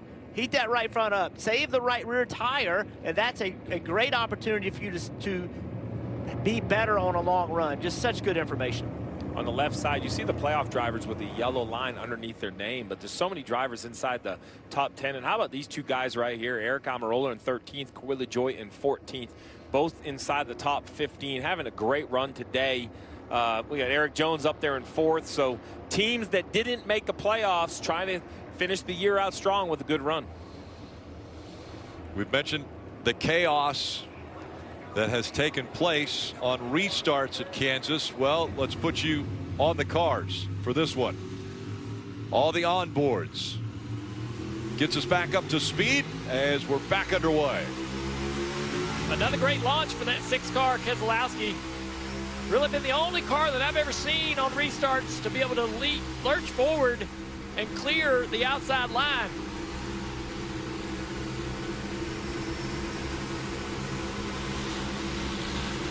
Whatever they're doing with the transmission, the gears he's using, really working well on restarts. It's also working well for Jones. Can he clear Hamlin?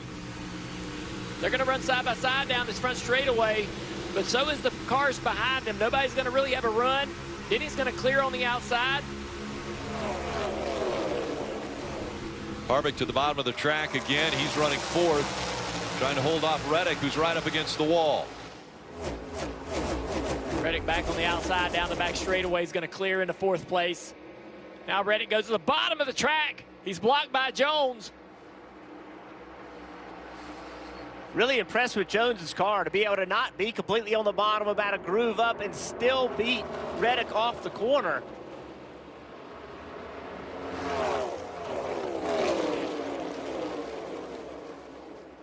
Reddick to the top of the racetrack. So we're watching the 9-car here, Chase Elliott. Reddick's going to get 3rd place from Jones there through turns 1 and 2. Hamlin's closed the gap. Now he goes to the high side for the lead. Keselowski going to try to hold him off. Hamlin follows him all the way down to the apron.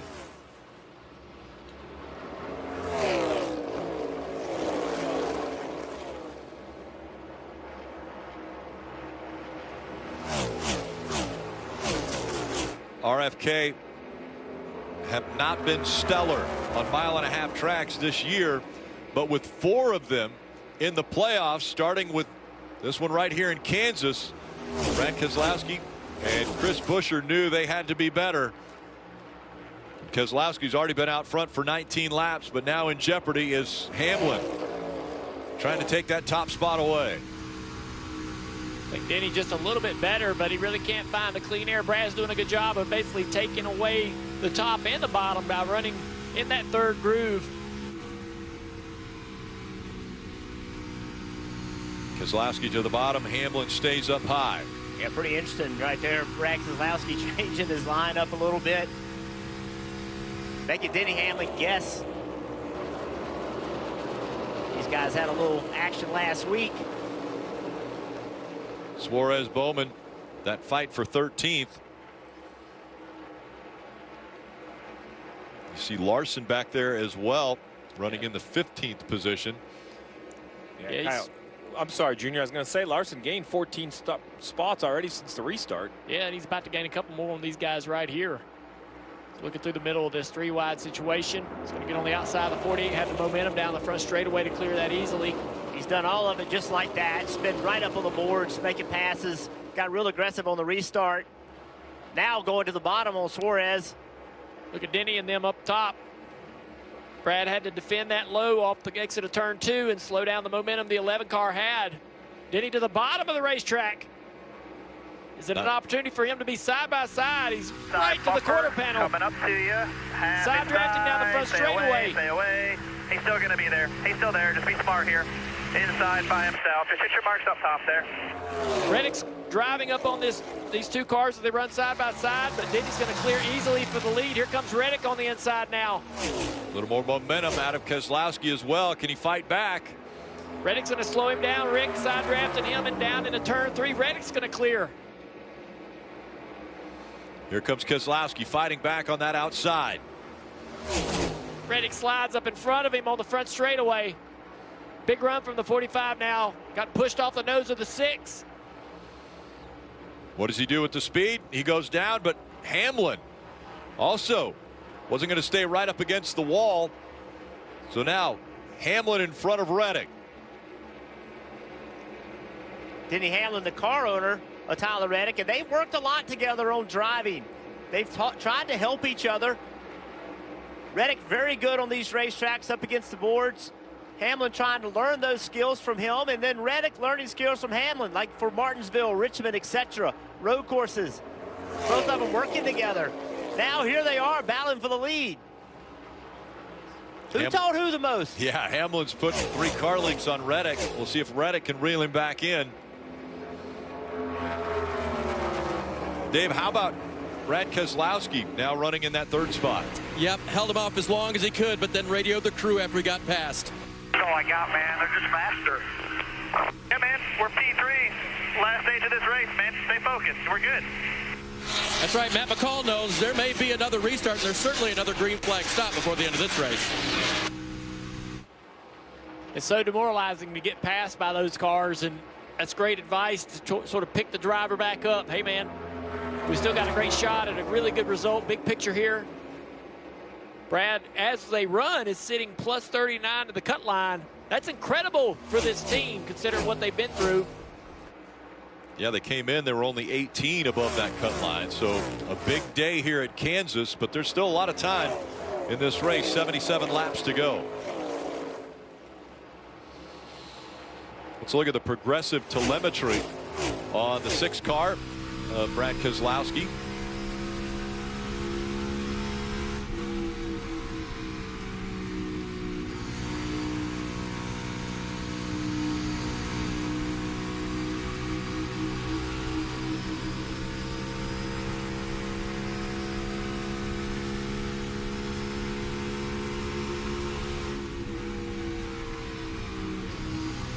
Here Brad getting out of the gas, hitting the brake very lightly, and then right back into full throttle.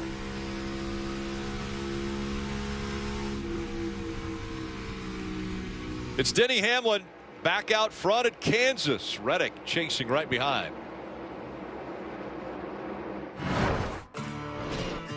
Oh, I'll be gone.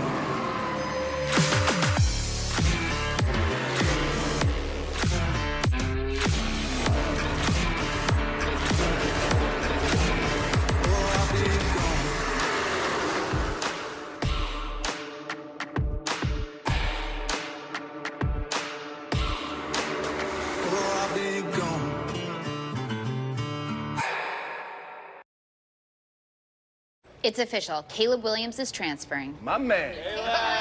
To Wendy's for the new loaded nacho cheeseburger. Everybody say nacho! Nacho! It's melty, it's crunchy, and it's queso-y. Easiest choice I've ever made. Of course, he's not the only one transferring. Hey-o! Staples got room for 2 quarterbacks. Sorry, and who are you? Matt Leinart, quarterback, national champion. Afraid that doesn't ring a bell. For the full nacho experience from all 4 sides. Where's the beef? Choose wisely. Choose Wendy's new loaded nacho cheeseburger. Nice footwork. Man, you're lucky. Watching live sports never used to be this easy. Now you can stream all your games like it's nothing. Yes! That's what I'm talking about. Oh, here he comes. Go! Yeah! Running up and down that field looks tough. It's a pitch. Get way more into what you're into when you stream on the Xfinity 10G network. In the NASCAR Xfinity Series playoffs,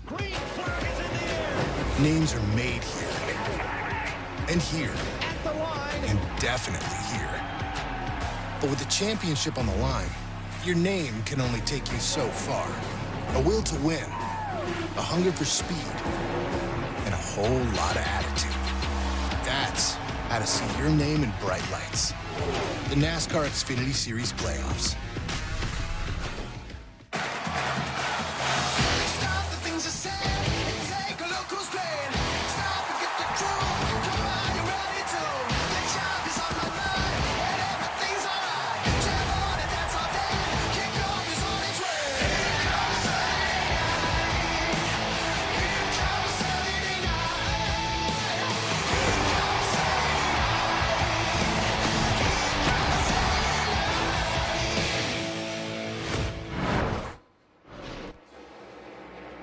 The gap is 0.3 of a second separating Hamlin and Reddick. 71 laps to go. Steve, when can we see these guys back on pit road for tires? Well, if you do a bunch of math, I think that 2:15 is on the early side, but I think someone's going to come early. 2:20 is probably a little safer location to split your tires up. But this battle between Hamlin and Reddick is going to be just like what we saw a week ago between Reddick and Harvick at Darlington, and that is Reddick is going to try to come to pit road before the 11, one lap, and try to kind of leapfrog him on pit road, Parker. And here's the interesting thing. What Reddick's going to need to do to be able to pass that 11 to go on to win this race is to beat Denny using, I guess, the opposite of what Denny did in the spring to beat Kyle Larson. What I mean by that is you watch Denny Hamlin go into turn 1 here. He's going to run a lane that's just a bit lower there. It's right on that top seam. It's not all the way up against the wall. That is by design. That is something he identified when the wall seemed to be the dominant place to run here. He used that sort of that line and went to his crew chief Chris Kaywart and said, I want to set up the race car to do that. That's what they've done. Is you see him run lower. I'd be surprised if he ever gets to the wall. So if Reddick's going to beat him, he's going to have to find a way to go around that 11 and definitely not below him, as the 11 seems to have that line control, guys. As these two guys continue to lead, the car that has led the most laps today, the 99 of Kyle Larson. Remember, he kind of got cycled back on that restart. Then they pitted with only 3 laps on their tires. Cliff Daniels said, hey, man, I think 3-lap fresher tires, you can make something happen. He restarted outside the top 25, driven up to the 10th position. Now, while he's gaining positions, unfortunately, he's about 7 seconds behind the leader. And now he's working on Buescher. Yeah, Larson got a lot of them pretty quickly. Then once he got into the top 10, he got behind Ty Gibbs. Took him a long time to get by Ty. Now he's underneath Buescher. So now with a win in the bank, I was just talking about the pit window. You know, that's a car that could come ridiculously early or run crazy long, right? I mean, he can see what the field does and go to the other side to try to gain an advantage, because either side of that strategy has an opportunity. It really just comes down to where Cliff Daniels and Larson are most comfortable to try to find an advantage. Austin Cindric in the middle of the top 2. And Reddick able to get by him as well. Yeah, ever since that spin that Cindric was involved in, his car hasn't had any speed.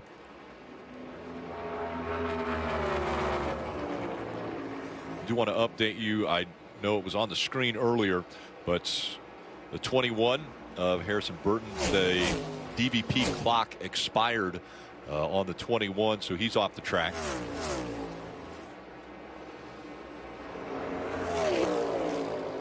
See the playoff bubble and the points as they run. Logano only 4 points above the cut line. He came in here just +3, and so fascinating to me what if this is how this ends for him today, going into Bristol, the champion, sort of battling to stay alive in the playoffs. Tells you how frustrating and challenging this year has been for Logano. And the big news, of course, the start of this race when Martin Truex Jr. got into the wall after winning the regular season and starting tied with the most playoff points, starting this round of the playoffs up top. He now is out of the race and below the cut line. Want to take a look at the Toyota driver update. Hamlin and Reddick 1 and 2. Bell, Gibbs, and Wallace 8th, 12th, and 33rd. Bubba Wallace also with an issue, is 4 laps down right now. So the playoff drivers that are struggling from Kansas: Martin Truex Jr., Bubba Wallace. McDowell is running 25th, and Stenhouse Jr. in 22nd. Remember Kyle Busch in that 8 car had trouble in practice. Little right rear tire damaged the car, had to do a lot of work to it, started at the back. He's running 11th. Jeff, this 5 car, I believe, just made a little wall contact down the... You're all good. Shake it off and regroup. If you feel something, let me know. There you go. You're all good. That is in reference to the last time at this end of the racetrack in 1 and 2, the 5, who is definitely winning the award for perhaps the highest, just finally reaches out a little too far and kind of gets sucked into the wall. Oh, he rides along the wall there quite a ways. That's tough on the sidewall of the tire, but as far as we can tell, we're escaped some serious drama right there for the 5. Larson running 9th right now, so he's inside the top 10. Hamlin and Reddick still setting the pace.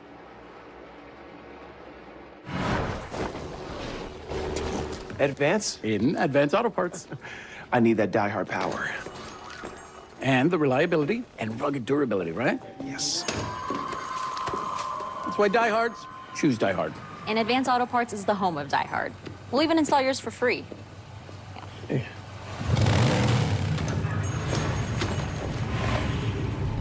Abuela? She makes the best tamales. This is how we advance. On a Sunday. Gotta go. I forgot the sausage. You guys ready to eat? There you go. On a Sunday.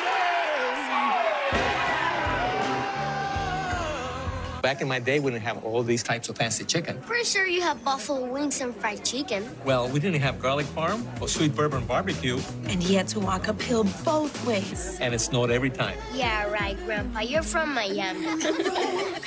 At PNC Bank, you can find us in big cities and small towns across the U.S., where our focus is to always support the people who live and work there. Because you call these communities home, and we do too. PNC Bank. I watched my first race yesterday. You're on the team, kid. It's orientation day. Hey, new guy, let's get you up to speed. Lunchtime.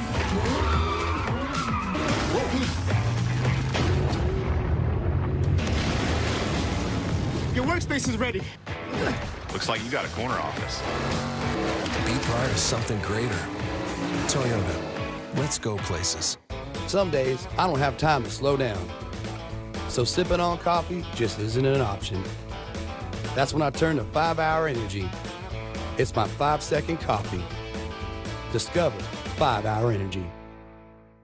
Let's just see the Oval Office. Okay.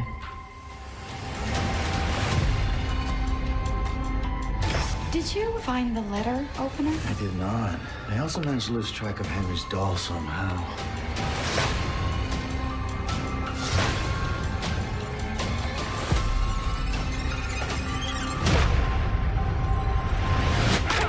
Chucky. New season premieres October 4th. God bless America. Closing in on green flag pit stops, maybe the final stop here at Kansas as we have just 56 laps remaining. Denny Hamlin has a 1-second lead over Tyler Reddick. Then it's Keselowski, Jones, Elliott's in the top 5, Harvick, Blaney, Larson, Bell, Busch in the top 10. That's right, Larson has made his way up to 8th already, restarting back outside the top 20. Going to dive in a little deeper with some of these drivers, and we'll start with Jeff and Ryan Blaney. Yeah, Ryan Blaney running 7th. You know, not a great day, but a very good day. Think about last year. What knocked them out of the playoffs was mistakes by Ryan Blaney. They had good speed last year, not that good of a speed, not that great of speed this year, but he is managing races and doing what he needs to do to try to advance through the playoffs. A good adjustment from last year for Ryan Blaney. Well, the driver, I think, is just excited to be back behind the wheel of the race car as the 41 of Ryan Preece had one of the most breathtaking accidents we have seen in recent memory as he flipped down the backstretch at Daytona a couple weeks ago. Started last week at Darlington, ran the race. I spoke to him this week in the garage. I said, man, how did you feel when you got back in the car? And he said, you know, surprisingly, I had a little bit of bruising from the seatbelts, but overall felt well. An impressive drive for the 41, and now we see the green flag cycle begin. Kim. As Ryan Blaney pulls off to make his stop, he said on the balance it is just built tighter and tighter as the run went on. Air pressure adjustment for Ryan Blaney on those 4 fresh Goodyear tires. Parker. Also on pit road, there's Eric Jones pitting from the 4th position, saying the car's just a hair tight, but a great run continues for Goodyear tires for him. So now the question is, how long until the leaders? Brad Keselowski pits from the 4th position. We're going to see if this drives the leaders to pit road. Kim. And for Kevin Harvick, the balance just is not there. Still needs the front end to turn better, but the back right on edge on exit. He says the nose gets better, doesn't get any better, and the back continues to get worse. They'll look for an adjustment there. 4 tires Sunoco fuel. Kyle Busch says, I lose the front end. It trended freer, but got real tight the last 10 laps. I just need more grip on this car. Dave. Brad Keselowski. yards on this run, but can he find that speed he was looking for? And here is Tyler Reddick. The balance was good to fire up. He told them originally it could have been a tick bit freer, but as the run went on, it got looser and looser. Kind of maybe a little bit of a slow stop there for Tyler Reddick, Parker. As we're starting to see some of the top cars come down here as you're looking at Larson, also his teammate Chase Elliott on pit road out of the top 5 doing 4 tires just a little tight. You see the 5 car in now, Parker. The tire getting away over to the wall, collected, thankfully. Checking the damage. It isn't enough to do anything about. He will be back out with 4 Goodyear tires, Parker. This has forced the leader of Denny Hamlin down to pit road as all these leaders come down to get 4 Goodyear fresh tires. As you see them go to the right side of the race car, very happy with the bounce that race car. We've talked about how they're trying to make it live to the end of the run and not get too loose. That's been up to Denny to choose the right lanes, and he's away. We'll see how he cycles through here. Now it's all about the race off pit road. The 11 service complete. On the bottom of your screen, the 45 of Tyler Reddick. Upper right, you see the map. 45 leaving, turn 4, a little traffic behind Bell. Here goes the 11, but the 45 is going to have a ton of speed. How quick can the 11 get up to speed? That's the question. Traffic is killing Reddick. Being behind Bell is not what he wants to see, and what you're going to see is the 11 blend and then the 45 blend. This is really well done by the 11 because he came a lap after. It was a 1.6 second gap. It looks like it's going to remain about the same. Interesting, though, remember, Denny Hamlin was very critical about the 45's crew chief last week and how he chose to call the race at Darlington. He had some, I thought, fair words, but an assumption about what he could have done differently. Now this week, the 45 on the front end of the pit cycle, but the veteran Denny Hamlin keeps what will be the lead as the cycle goes through. Now they're continuing to have green flag pit stops. We haven't seen Christopher Bell on pit road yet, or Suarez. They're running 1 and 2. William Byron came on lap 176 and McDowell also on 176. So right now the top 6 have not made their way to pit road yet. About a half a second faster pit stop for the 11 team versus the 45. Half a second at those speeds is a lot of track position. Yeah, the 11, he kind of got him everywhere, right? In lap, out lap, pit stop, pretty impressive. Now, Christopher Bell and these guys, there's a couple of strategies here. Like one, if you get a yellow, you're going to look pretty good because you have a majority of the field lap down, so you'll have instant track position. The other strategy is you run long on this set of tires, come in, and you'll have fresher tires for the final run of the race. Sometimes it's hard to make up the track position. But remember, everybody on pit road doesn't have the same amount of tires left. So some of this is kind of where you are in your race. Again, Denny Hamlin with about a 1 second advantage over Tyler Reddick.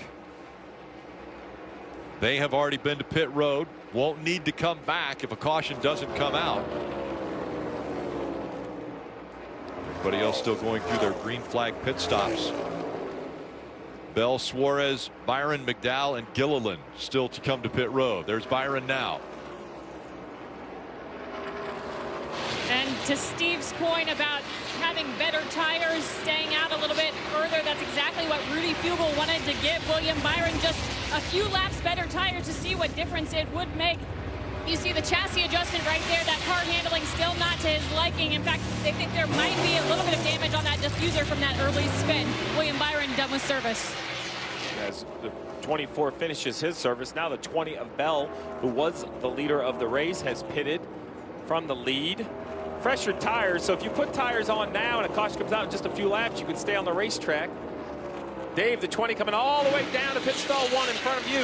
And you can tell he's been in the wall. Those Goodyear tires no longer say Goodyear on the right side.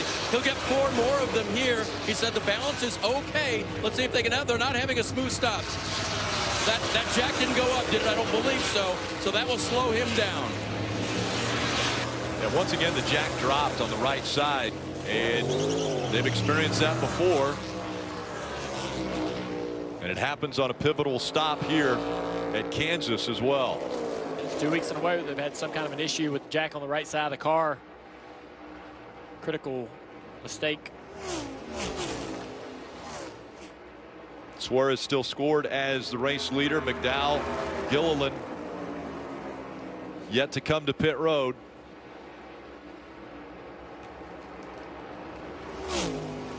Parker, the 34 of McDowell.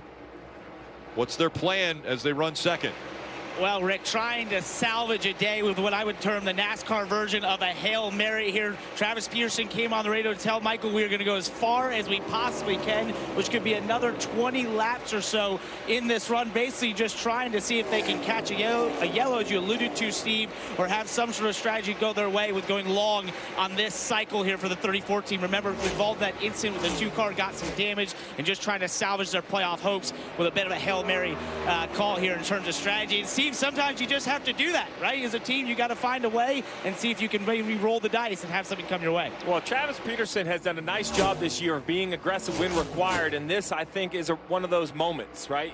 Had a wreck last week, came in minus 19, had a good qualifying effort, but overall just didn't continue. Parker just mentioned contact with the 2, has some damage. There's Travis on the pit box. I mentioned earlier on baby watch, so he has a lot going on.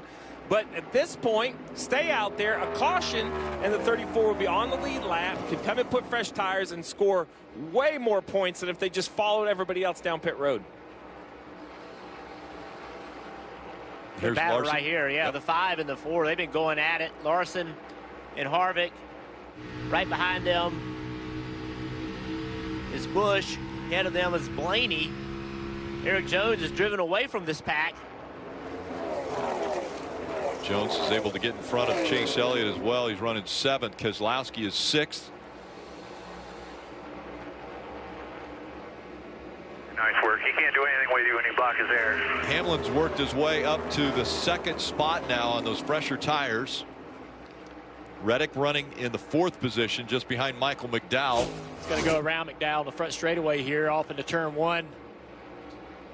Trying to keep pace of Hamlin. In his mind, obviously, Reddick thinks the race is between him and the 11 car if this cycle continues. So he's trying to keep him in the distance right there in front. And that's the gap right there between those 2 cars. It's kind of like been the gap since we got going here on this run. Reddick just not quite quick enough to beat that 11, and the 11's not using the entire racetrack either, Jeff. We talked about that several laps ago, how he's running a little bit low on the racetrack, doing things really to be smart about where he runs, not putting his car in risk of getting into the fence, but he's got a little more pace if he needs it. Yeah, it seems like the last long run, the 11 got away from the 45 of Reddick. See Reddick now changing his line a little bit, running a little bit lower. A lot's going to happen in 38 laps. The car's changed a great deal. Track's changing as well. This part of the day, you're getting a little shadow cast across the racetrack in certain areas. Temperatures changing in the racetrack surface. The car's kind of tightening up a little bit in the latter part of this race. And will it go green all the way to the end?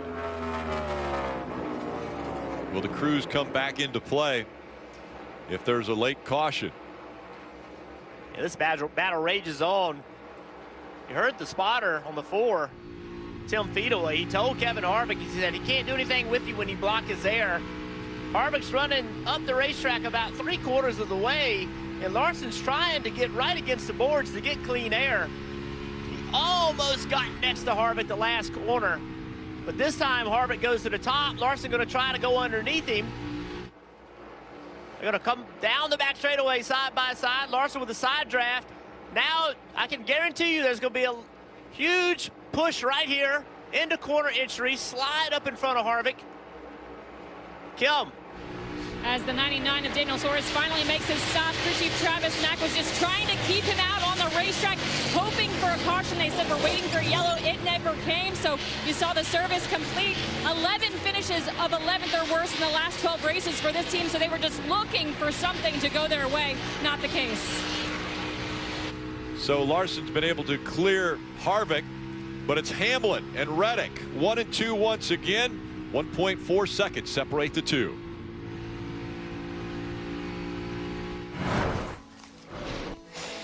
Around here, we like to keep things simple and honest. Sure do. That's why at Progressive, we show you rates from other companies, even if they're lower than ours, so you can choose what's best for your family. Comparing rates used to be a hard day's work, but not with AutoQuote Explorer. Need me to help again? No. So join us and taste why Progressive is the name people trust. Sorry, are we talking about apples now or insurance? Why is that funny? We've come a long way in 125 years. From dirt tracks to super speedways and every track in between. Never backing down, pushing boundaries and giving it everything we've got. Yeah, we've come a long way, but there's still a lot more road to run.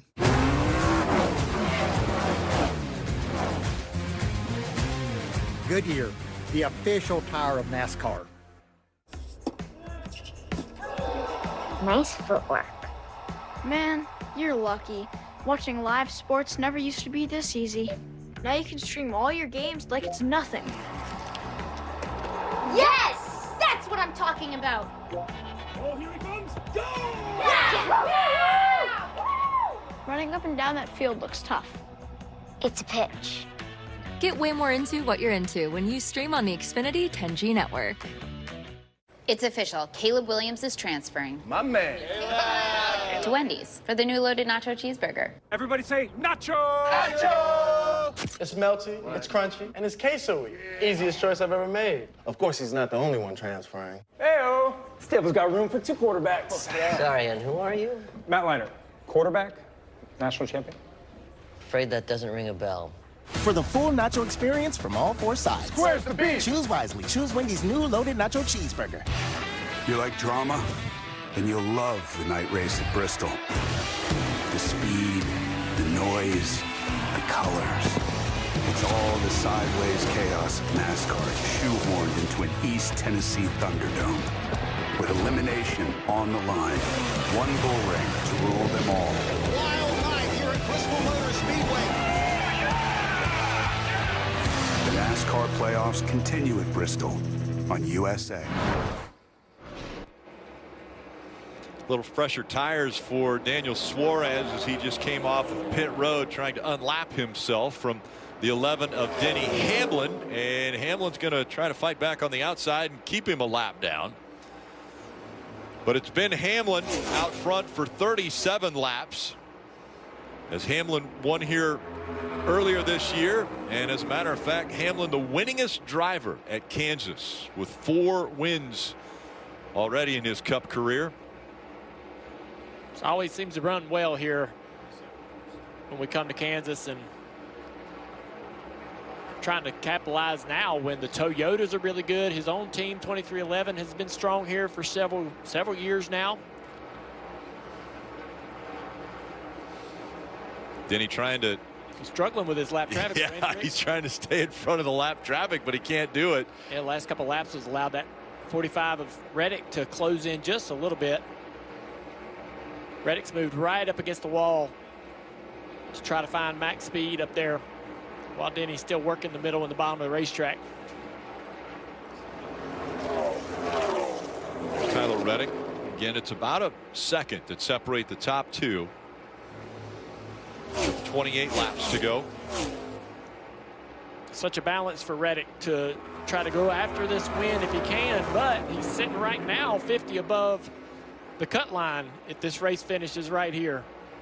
He'd love to be holding the trophy at the end of this race, and I think any other week, if we were running the spring, we'd see him up against the wall and maybe hitting the wall a little bit, trying to find as much as he could to catch this 11. But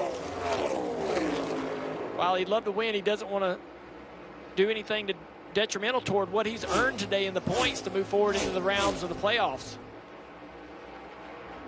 And his owner's out front. So he can't, if he gets up there with the opportunity to race Denny, how hard does he race him, right? Well, I'm guessing Hamlin would hope that he'd race him fair, but hard. Yeah, it's not an envious position to be in, I suppose. Parker.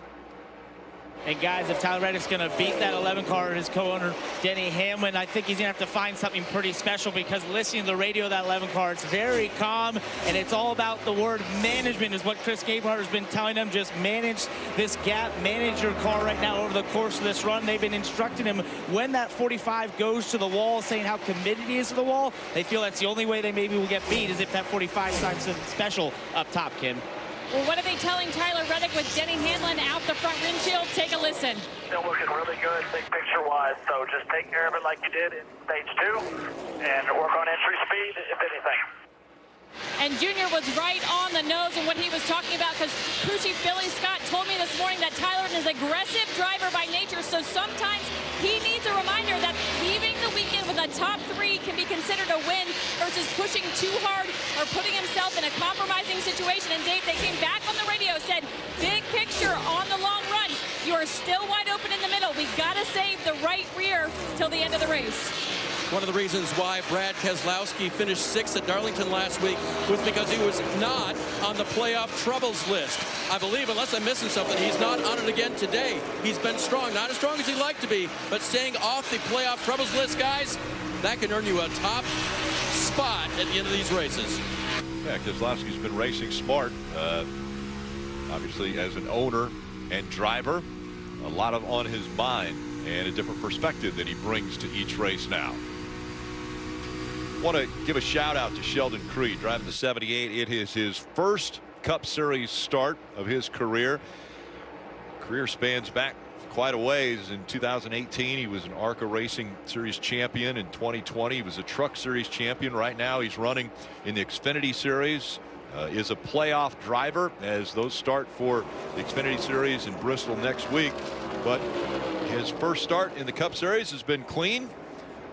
He is right now running in the 29th position, even though he is 2 laps down, but a clean race for Sheldon Creed in his Cup debut. A driver having a great year, a career year, to be honest. The 7 of Corey LaJoie you see on the side of the car. Gainbridge, that was announced as a financial partner, a sponsor, a month, 6 weeks ago, and really has showed improvement on the 7 car, using that money in the right locations. You see him currently running 20th. This is a driver that has 227 career starts, still looking for that first win, but each race they seem to improve. Announced that he's returning to Spire again next year, continue to build a program around Corey LaJoie.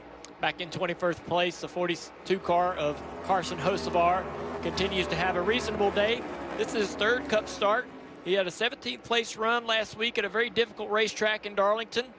This kid right here moving on into the next round of the playoffs for the Truck Series. And he may be a driver we see full-time in the Cup Series next year. He may skip the Xfinity Series altogether. We know going into this car right here next year, John Hunter Nemechek, yesterday's winner in the Xfinity Series, trying to battle for a championship there. There's a great shot of Joe Nemechek, his win here in 2004. John Hunter down there on the bottom right. Now John Hunter will look to be a full-time Cup Series driver next year in that 42 car. And John Hunter's got to feel good about going to that 42 car. His teammate next year will be Eric Jones in the 43. Eric Jones has shown some speed at times this year. Last 7 races, 3 top 10s. Ran top 10 Darlington last week. Over 60% of his laps in the last 2 races in the top 10. Eric Jones showing some speed, Parker. Right, the car is trying to hold off there as he dives to the bottom is Chase Elliott in that 9 car, and it's been interesting listening to Chase's radio. He's led 47 laps in this race, and since that point, he's asked for almost no adjustments. He keeps saying the balance is good. I don't know what else I'd want it to do better. They just don't quite have maybe the speed as those front 3 cars, but really a competitive day for the 9, a car that's handling well. He's been very happy with, just doesn't quite have the speed in that 9 car, Dave. Ty Gibbs is running 10th, and you might say, yeah, well, you know, 10th for the 54, no big deal. Well, his weekend started very poorly yesterday when on the 2nd lap of practice, he had a tire go down, and they destroyed that primary car. Didn't get any laps on the backup. Then they've been working on it all day long. Last couple of stops ago, he told the team they nailed it on the setup, and Ty is working into the top 10, Kim. A solid day for Alex Bowman, running in the 13th, a little shy of what they wanted. They were looking for top 10s in these last collection of races in the Cup Series, but Alex Bowman just has not had the luck lately. It's been a mixed bag in terms of finishes, so they wanted a clean race car at the end of this race. Right now, Alex Bowman running in the 13th position, Parker. And Kim, for the 34 team of Mike McDowell, the Hail Mary attempt comes to a close here with 17 laps to go. That is as far as Travis Peterson was going to let Michael McDowell go on their fuel situation. They'll do 4 Goodyear tires here in Sunoco Fuel, trying to just salvage a day here, a tough day at Kansas here in the playoffs for the 34 team. 2.4, now 2.5 seconds separating Hamlin and Reddick, it's the longest green flag stretch today, over 72 laps. Well, and you see what that makes the current point situation look like with one race remaining after this one at Bristol. Larson has the win from last week. Hamlin leads. Reddick, that's what we heard about the big picture, running second, plus 50 has to be a good feeling. Really, the shocker for me is Truex at -2, the regular season champ. When you look at history, has made it the majority of the time, perhaps every time, all the way to the round of 8. And now we have the regular season champ giving up all of his advantage. There's a chance he could go to Bristol below the cut line. It couldn't be a worse start to the playoffs for the 19 of Truex. You see that 5 of Larson trying to get by Eric Jones, and that will put him up into the 5th position now. There have been numerous issues for playoff drivers today, and it all started with the guy you just mentioned, Martin Truex Jr., right rear tire going down.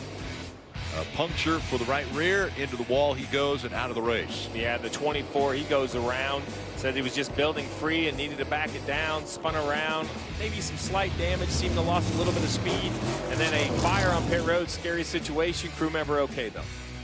And pit road continues to be a problem, even though a crew change on this 20 car. See trouble in the right rear. And then the 12 car, Blaney, left front slow, had to go jack the car back up, lost a lot of spots. Bubba Wallace had an issue after a strong run early in this race. Right rear tire flat on that 23 car. Contact with the wall did a lot of damage to the suspension. He's lost a few laps to repair that. And then the one of Ross Chastain, pit crew penalty, crew member over the wall too soon. Had to start at the tail end, and unfortunately that led into the longest green flag run of the day, up to 14th, doing a nice job recovering. Chase Elliott just takes a spot away from this 6 car for 3rd. McDowell back on the racetrack with those new tires, going to look really good right here down in turn 3 and 4. Well, these playoffs, they just bring the pressure. We saw all the mistakes. Think about this. That one team of Chastain, that's the first penalty they've had all year. And it happened at, one of the worst times in the playoffs. And it just shows you the pressure's not just on the drivers, it's also on those teams. You and I had a conversation in the pre-race show about Joey Logano, the champ. Now, in 2022, he didn't set the world afire through the regular season, had an okay year, but then really showed up. So I went back and kind of dug in what the 22's playoffs looked like a year ago. The worst he was in points was 5th. And at no point was he closer to the cut line than 18 points. So when you look at Logano in the points down near around the cut line at only +2, I mean, it is real. This, compared to last year, this is unfortunately the worst we've seen the 22 perform in the last couple of years. I think shocking. I think that's the word I would use. The position that Logano is in right now is shocking. So it's great for us because we've seen what he will do when he's got his back against the wall. And imagine him going to Bristol with his back against the wall. William Byron trying to get by him to take another spot, another point. Joey's not going to go down without a fight. That car can't be a lot of fun. And I'll be surprised I'm surprised we haven't heard a lot of radio chatter out of this driver. I mean, this is the type of run that really a lot of drivers unravel.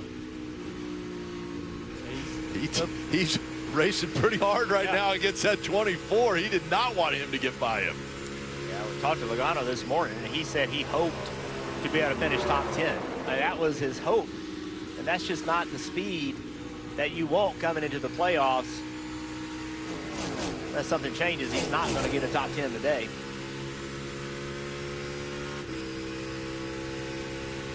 Well, with 9 laps to go at a track where everybody is right around the fence, where we have seen people have some tire issues, the 11 of Denny Hamlin is hoping he's seen clean and green for 8 more laps, 2.2 seconds over Reddick, 9.5 back to the 9, as we see a battle between Harvick and the 54.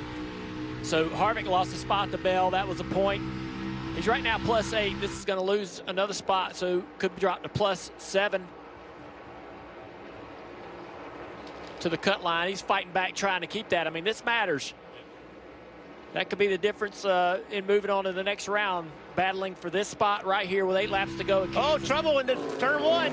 Chris Buescher. Another playoff driver. That's a right rear tire issue, it looks like. Yeah. No caution yet. None, but will the tire, basically carcass, stay on the car? He's up against the wall trying to get down off the back. There's the yellow. I think you have to throw the yellow with a car that slow up against the wall down the backstretch. He was running in 12th place, 24 points to the good in the playoffs when he had this problem.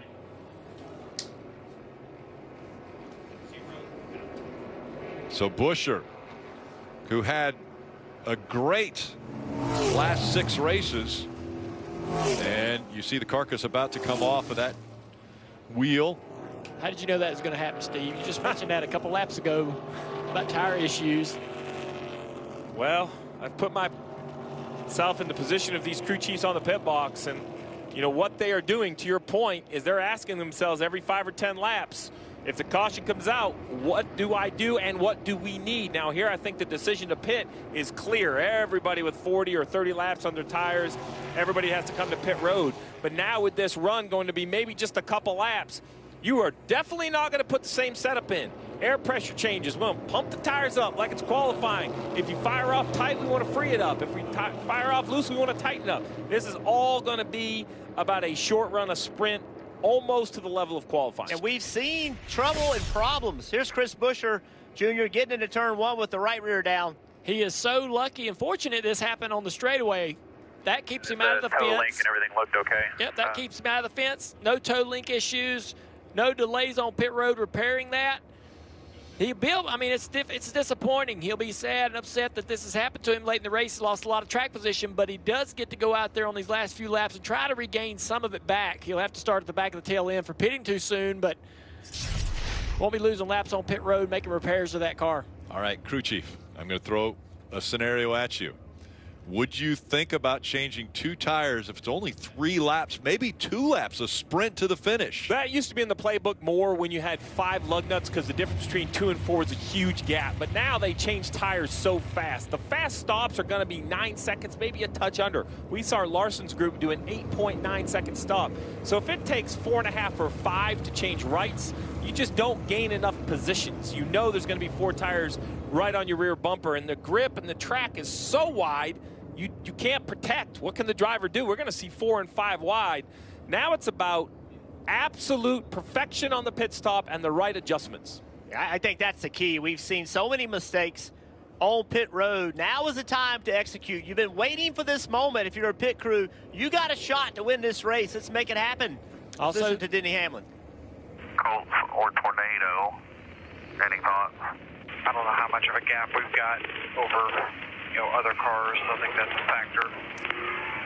Lap cars between. That's what I was going to talk about. Right now on this pit stop, we got a lot of lap cars between several cars, so that can affect what you want to do and can do. And also it can allow your driver to be a little more careful on speeding on pit road, how aggressive he is.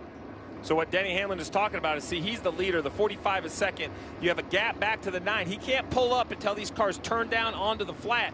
So he's going to have a little heads up. Do I think people are going to take rights? You know, maybe somebody would gamble. If it's me, Rick, this is without a doubt a 4-tire pit stop. All right, on to pit road now.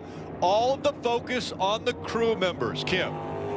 Crew Chief Billy Scott saying this is exactly what we needed, a reset on a restart. It's going to be 4 fresh Goodyear tires, 4 of Tyler Reddick. He said it built just a little bit freer during that run, Parker. This is the money stop for the 11 team. They were the top 3 fastest pit crews last week. Let's see what they can pull off here. It's a similar situation for the 9-car Chase Elliott down below. They're going to be 4 Goodyear tires as well. We'll see who has the fastest picture, Dave. The best set of tires remaining for Brad Keselowski was the scuff set used from qualifying. And there's a lot of guys who took that 2-tire option. So 5 spots gained by Eric Jones, Kyle Busch, Logano. Not exactly sure, but I think that was a 2-tire stop where he gained 12 spots. Yeah, so the 43, the 8, the 22, 2 tires, they all gained some. The Hamlin only loses 3 to guys that took 2 tires. And look how close this is, the 6, the 9, the 5. Big contact between the 5 and the 9. I actually think the 5 of Larson, look. Oh, yeah. Boy, Chase man. was not happy about it. He had no idea that it was Keselowski that moved him up the racetrack. Yeah, that was, there was not much you could do in that situation. Coming off pit road, basically 4 wide. I was getting ready to say before these two got in their feud that I think the big winner was Kyle Larson. He is now the second car off pit road on 4 tires. Came on 5th. If everybody changed 4 tires, he would have stayed 5th. Now he's also in the 5th position, but 3 of those guys jumped him on 2 tires. So his pit crew really netted out like a +3. Well, they've been the 3rd best pit crew today at this racetrack. They've been the 3rd best. Hamlin's team was the 8th best today. So great job by this 5 car. Now, you got guys out there with 2 tires. You got guys out there with 4 tires. What lane do you want to pick? I think that is a major question that Denny Hamlin's going to have to answer himself. He's the first guy on 4. Where do you want to go? Do you want to go to the bottom? Do you want to go to the top? I think some of that has to do with who's lining up in front of you. I also believe the top gives you more places to go. You should be able to rip the boards and make up some spots. However, if the guys pull up in front of you, it's just going to kill your momentum. It's going to be a 2-lap shootout, it looks like.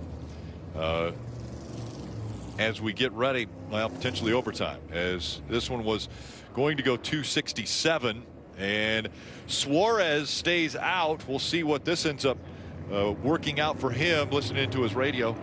If everything goes to hell, the only person that can beat us that was behind us is the 14th, so why not? There's going to be some 2-tire stops here. We got a chance. I'd start cleaning them up, though. I would start cleaning him up. He was on pit road at lap 231, which was 33 laps ago. You're going to have cars. You're going to have the 99 on old tires, 4 old tires trying to launch. You're going to have cars with, 2 old tires on the left side trying to launch. There'll be a lot of challenges for these cars to try to get rolling in the restart zone. And then you got new tires coming from behind. A lot of pressure coming from behind. So where do you choose?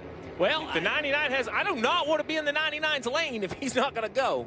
I think you definitely, if you got old tires, you don't want to be on the bottom. You get bottled up on the bottom, have to lift, you'll never recover in 2 laps. Well, let's see where the 99 goes. He's going to go to the bottom. The 2nd and 3rd went to the outside. Logano on the bottom. Hamlin, first guy on 4, he goes to the top. Here comes Keselowski. I'm sorry, that's the 45 of Reddick. He chose the bottom. No, I think the 11 and the 5 are in a great position to use those fresh tires. 3 wide, 4 wide.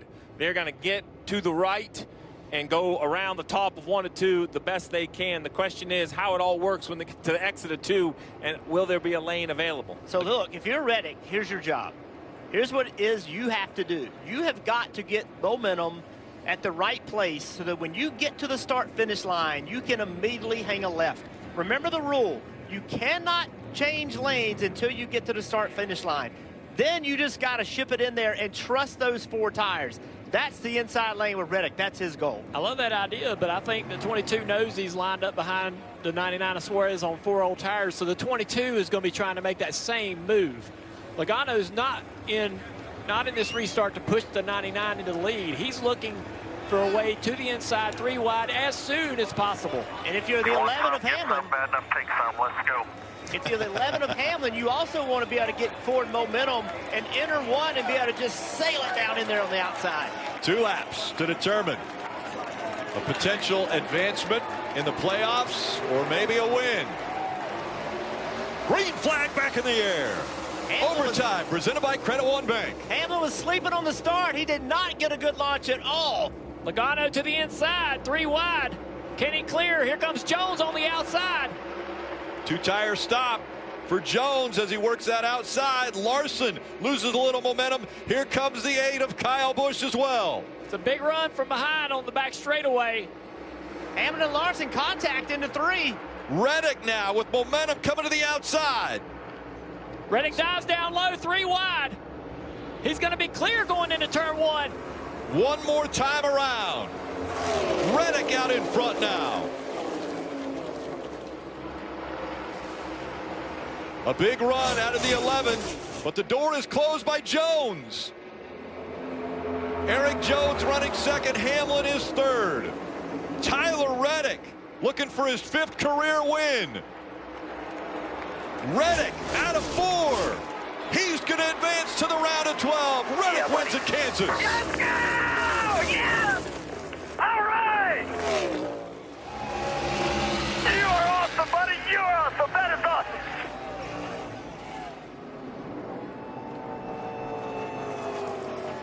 The 45 has won 3 of the last 4 races here with 3 different drivers. Kurt Busch, Bubba Wallace, and now Tyler Reddick. Reddick going up high here for the run off of turn 4. He's going to have the momentum. Set this up perfectly. These two drivers slowing each other down side by side for the lead. There's nothing they can do to defend the run he had. Everything worked well for him on the restart to put him in that position.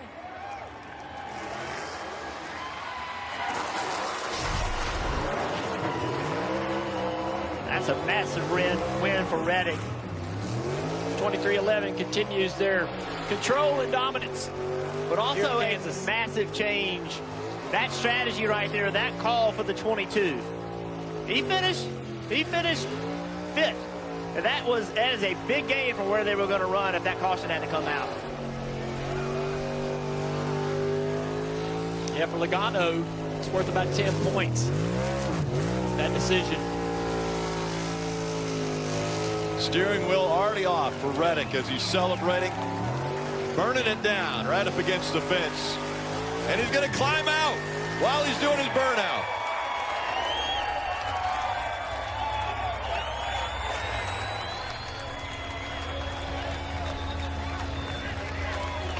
This checkered flag moment brought to you by Advance Auto Parts. What a run for Reddick.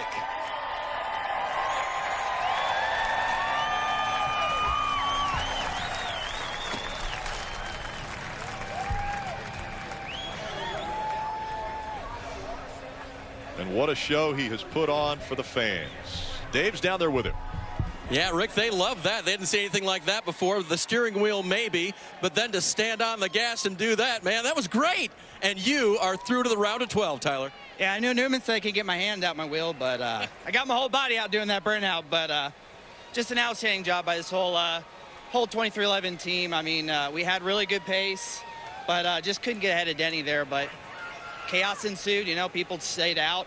Some took 2 tires, and the bottom lane opened up. Pretty crazy. Describe that, going from 5th to 1st, and like you said, there are all kinds of different strategies. You had the 4 fresh. Yeah, 4 fresh tires and send it in there and slide up. So just hats off, like I said, to everybody at 2311. This Toyota Camry TRD had a lot of pace, and we've had a really fast cars with this money line scheme, and it's really great to get it back to victory lane. And I think showing everyone else, too, that the 45 is to be reckoned with all the way to Phoenix, right? Well, I hope so, but I just think we came here in the spring. I broke the streak, and I didn't get the 45 back in victory lane, so I came back here motivated to get it where it belongs. Extra motivation. Rick, remember last year it ended in disappointment for Tyler here. This year, the big win. Yeah, it's the first time that Reddick is going to advance out of the round of 16, and another landmark race for 2311. They get a win in their 100th race. Take a look at the restart. I would have never guessed this is going to work out for Reddick down there on the inside in the 3rd row, but man, we called it the 11th car. Denny just did not get a great start. Kind of relieved a lot of pressure on the 45. He's going to be able to slide up here and do everything he needs to do to get to the top of the racetrack and create that momentum. Mark. Yeah, guys, and Denny led 63 laps, possibly had the best race car here today. What happened on that final restart? It just looked like you didn't get going. Well, the 5 was just laying back so much. I was trying to back up to him. So I just kind of focused forward probably. You know, gave the 45 an opportunity to get up there in front of us. So just, you know, kind of sleeping on the restart, looking in the rear view instead of looking in the front. But hats off to the Yahoo team, Camry TRD team, just another really, really fast car. It just didn't need that caution at the end. Guys, that's the point there, right? You're watching the back, trying to time those restarts, just mistimed at the end. So Tyler Reddick now with the shredded rear tires. We'll see if he can make his way to the Ruoff Mortgage victory lane. The 27-year-old from Corning, California, used some great racing on the final restart to get out front and grab the win and that automatic advancement with the win to the round of 12 now.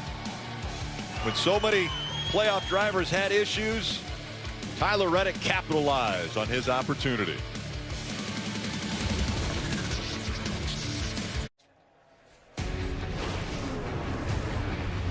The NASCAR America Post-Race Show, presented by Progressive.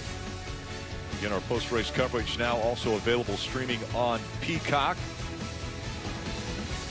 Race number 2 of the playoffs completes, and that driver, Tyler Reddick, with the win, advances to the next round of the playoffs. We take a look at the point standings. Larson and Reddick with wins. They're on to the round of 12. And Brad, as we look down there at the cut line, would you ever have thought that Martin Truex Jr. would be below that cut line? No, I would not have thought that. In fact, I would have thought he would have had a win by now. So tough day for Martin Truex Jr. Also a tough day for the 23 of Bubba Wallace, who came into this race and had a lot of potential and a lot of hope. So those guys have some work to do as we get to Bristol.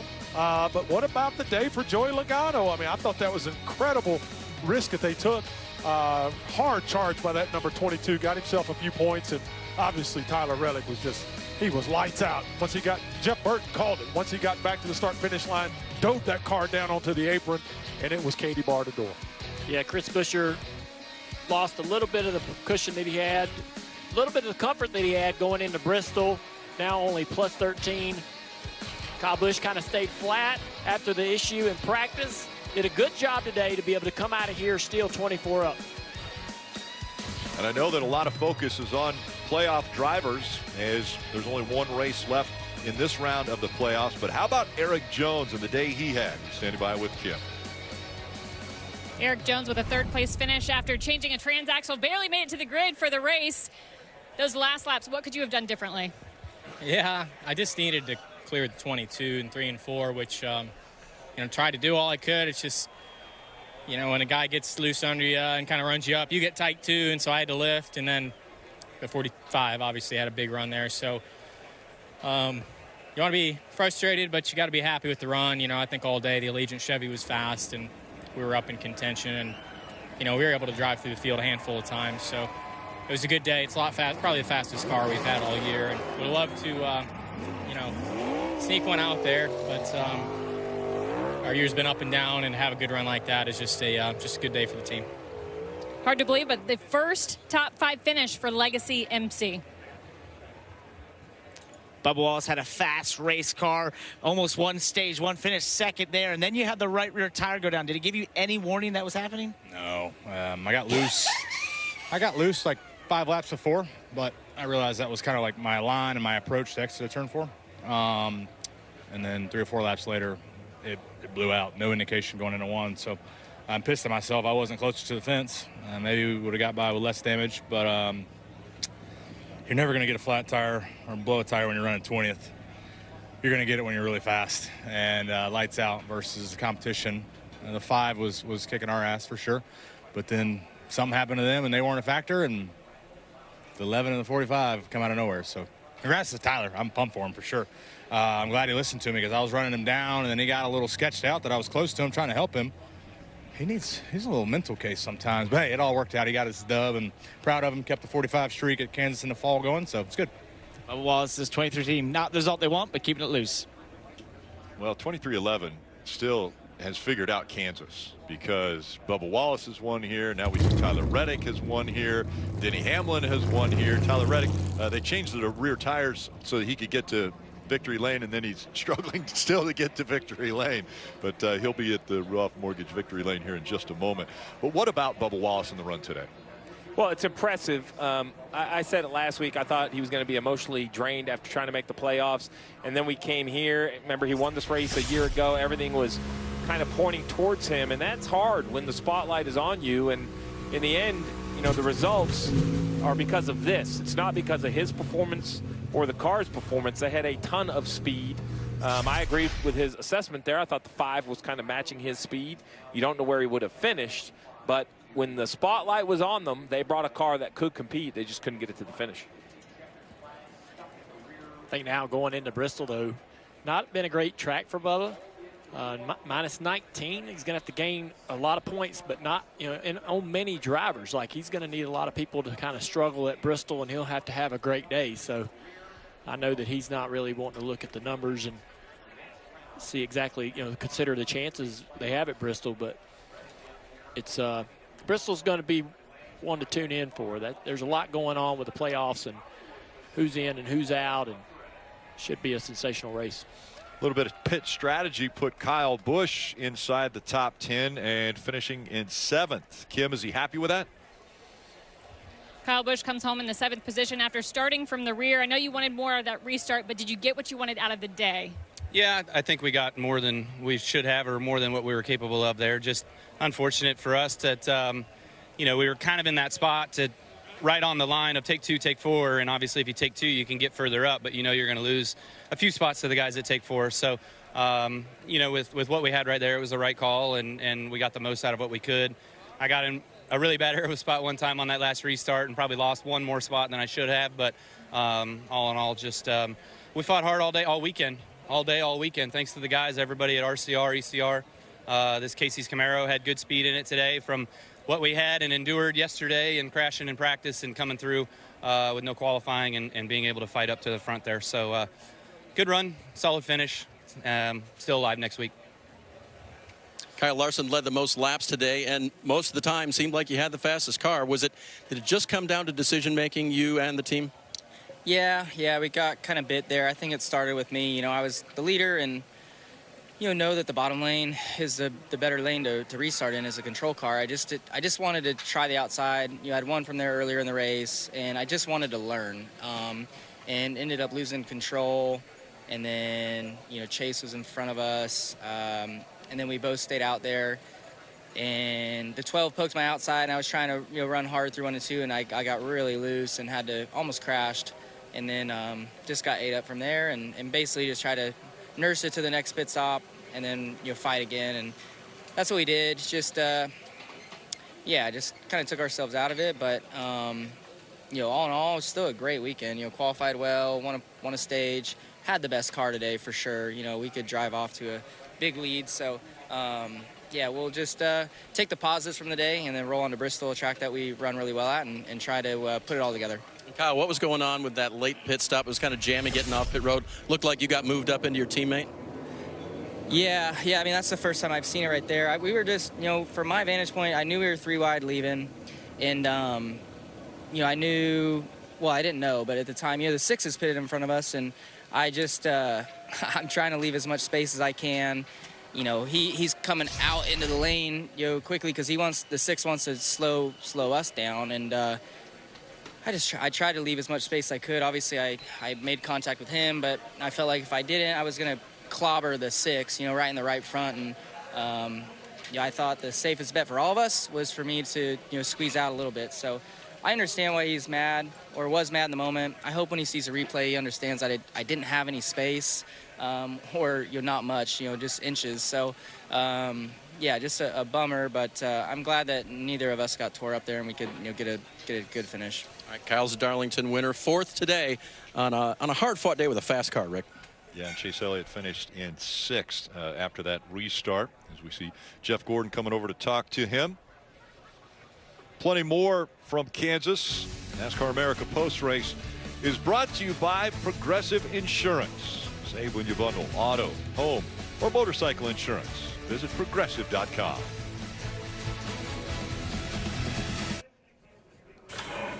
Let's take a look at this week's Progressive Safe Driver. Unbelievable. I tell you what, just can't believe the move that Tyler Reddick made here at the end of that race. Took a big chance going down to the apron, jammed it up in there. Like I said before, Katie barred the door. Tyler Reddick is a winner and is moving on to the next round.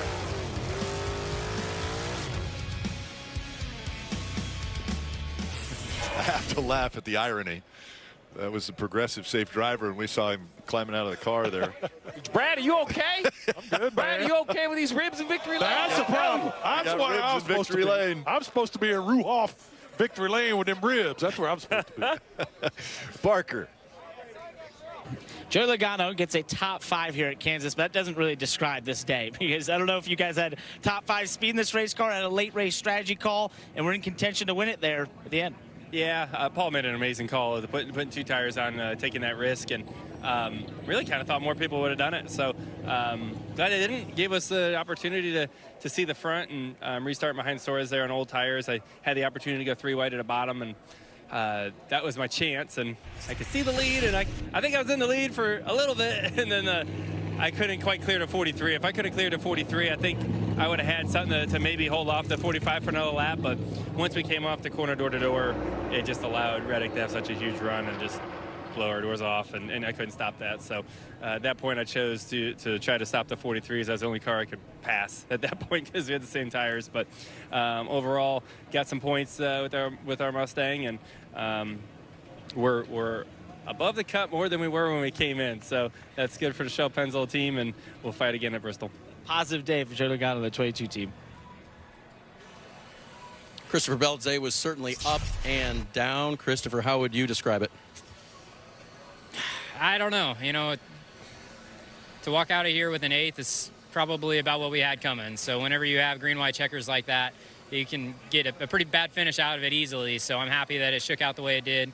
You know, ultimately, I was hoping to be a little bit more competitive today and thought we would be after qualifying and practice. But, you know, good points today, got some stage points, and we'll move on to Bristol. And it's going to be a dramatic one, that's for sure.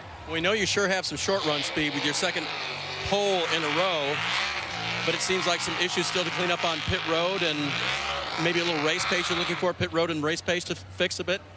Yeah, I mean, I don't know. There's been plenty of races where we've had backside speed and not frontside speed, so it is what it is. We haven't put it all together yet, but we're still in the hunt, so I'm thankful for that. Good news is he's still above the cut line. Ryan Blaney's 12th place finish puts him plus 25 to the good headed into Bristol. How do you feel about that? Yeah, better than when we came in. So overall, not a bad day. Wabash Ford Mustang was pretty decent on short runs, and long runs we would just kind of fall off a little bit too hard, just build super loose and lose a little speed. But then the last restart didn't really work out with us. We took 4 and restarted way in the back and could only get to 12. But proud of the stage points we made, proud of the short run speed. Just hopefully we can continue to learn. But yeah, I feel decent about the cut line. Just have to go to Bristol and have another good night. William Byron had a day where you spun out and got all the way back to 15th. Talk me through this one. Oh, she was loose. Yeah, I don't know. It just, you know, once the track took a set in stage 1, kind of got all the rubber from yesterday's race off the track, it seemed like we were just free from that point on. And, yeah, I didn't know how free in that first stage. I just let the 45 go, and it just came around on me. And we tried a lot of things to tighten it up after that point, and our Raptor Chevy just kept building to the same spot on the long run. So we would just start tighter, but build to a similar spot after 15 laps, I would say. So a lot of work to do to kind of figure out what that was, but just tough. You know, we had to kind of maintain on the long runs and just finish a solid race. We really needed to finish there. So happy with that. Happy with our team's effort. You know, worked really hard on it. So we'll go to work at Bristol. It looks like we're plus 41, so we just got to have a good, solid couple stages there. 24 team has a good buffer going to Bristol. You mentioned going to Bristol. That's right. It's an elimination race, and that's coming up next. The last great Coliseum. Now we're going to the King of Chaos, the last great Coliseum.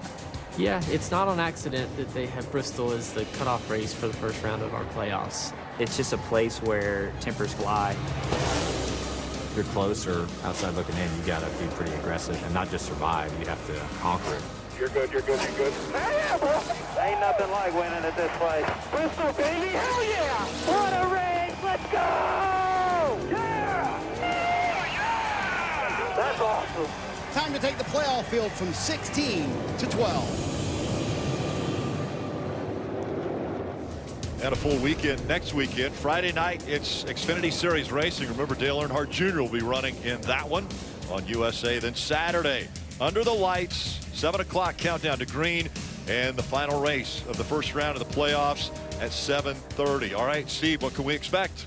Well, I think you're going to expect more of the same, what we've seen at Darlington and here, which is playoff cars pushing and pushing themselves into mistakes. When you look at the points, right, you have Hamlin and Byron maybe feeling okay, Brad, but so many cars are just a handful of points above the cut line, and things can happen. That's a split second, Burton. The points could go away. Oh, yeah, Bristol was so much fun to race on, and it's fun to watch, and I expect to see more mistakes, and I think the mistakes there are even greater than they are here. If you have a little bit of a problem there, it could be 20 or 30 spots. It is a nervous place to go if you're racing in the playoffs. Yeah, we'll have a lot of teams that'll find some situations that'll make them very desperate, especially late in that race, having to make calls they're very uncomfortable with, having to do things as drivers on the racetrack that they're very uncomfortable doing just to try to move forward in these playoffs and have a chance to race for this championship. Yeah, the battle will be on, but I'll tell you, Denny Hamlin looks strong, guys. He gave one away today. He has looked great the last several weeks. They clean up some of those mistakes. He's headed to a track that he's really good at.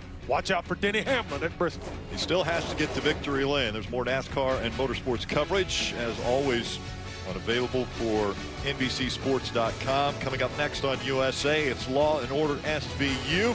Thanks for watching our post-race coverage. Congratulations once again to Tyler Reddick. Gets the win at Kansas, and now locked into the round of 12. He advances with his win here at Kansas.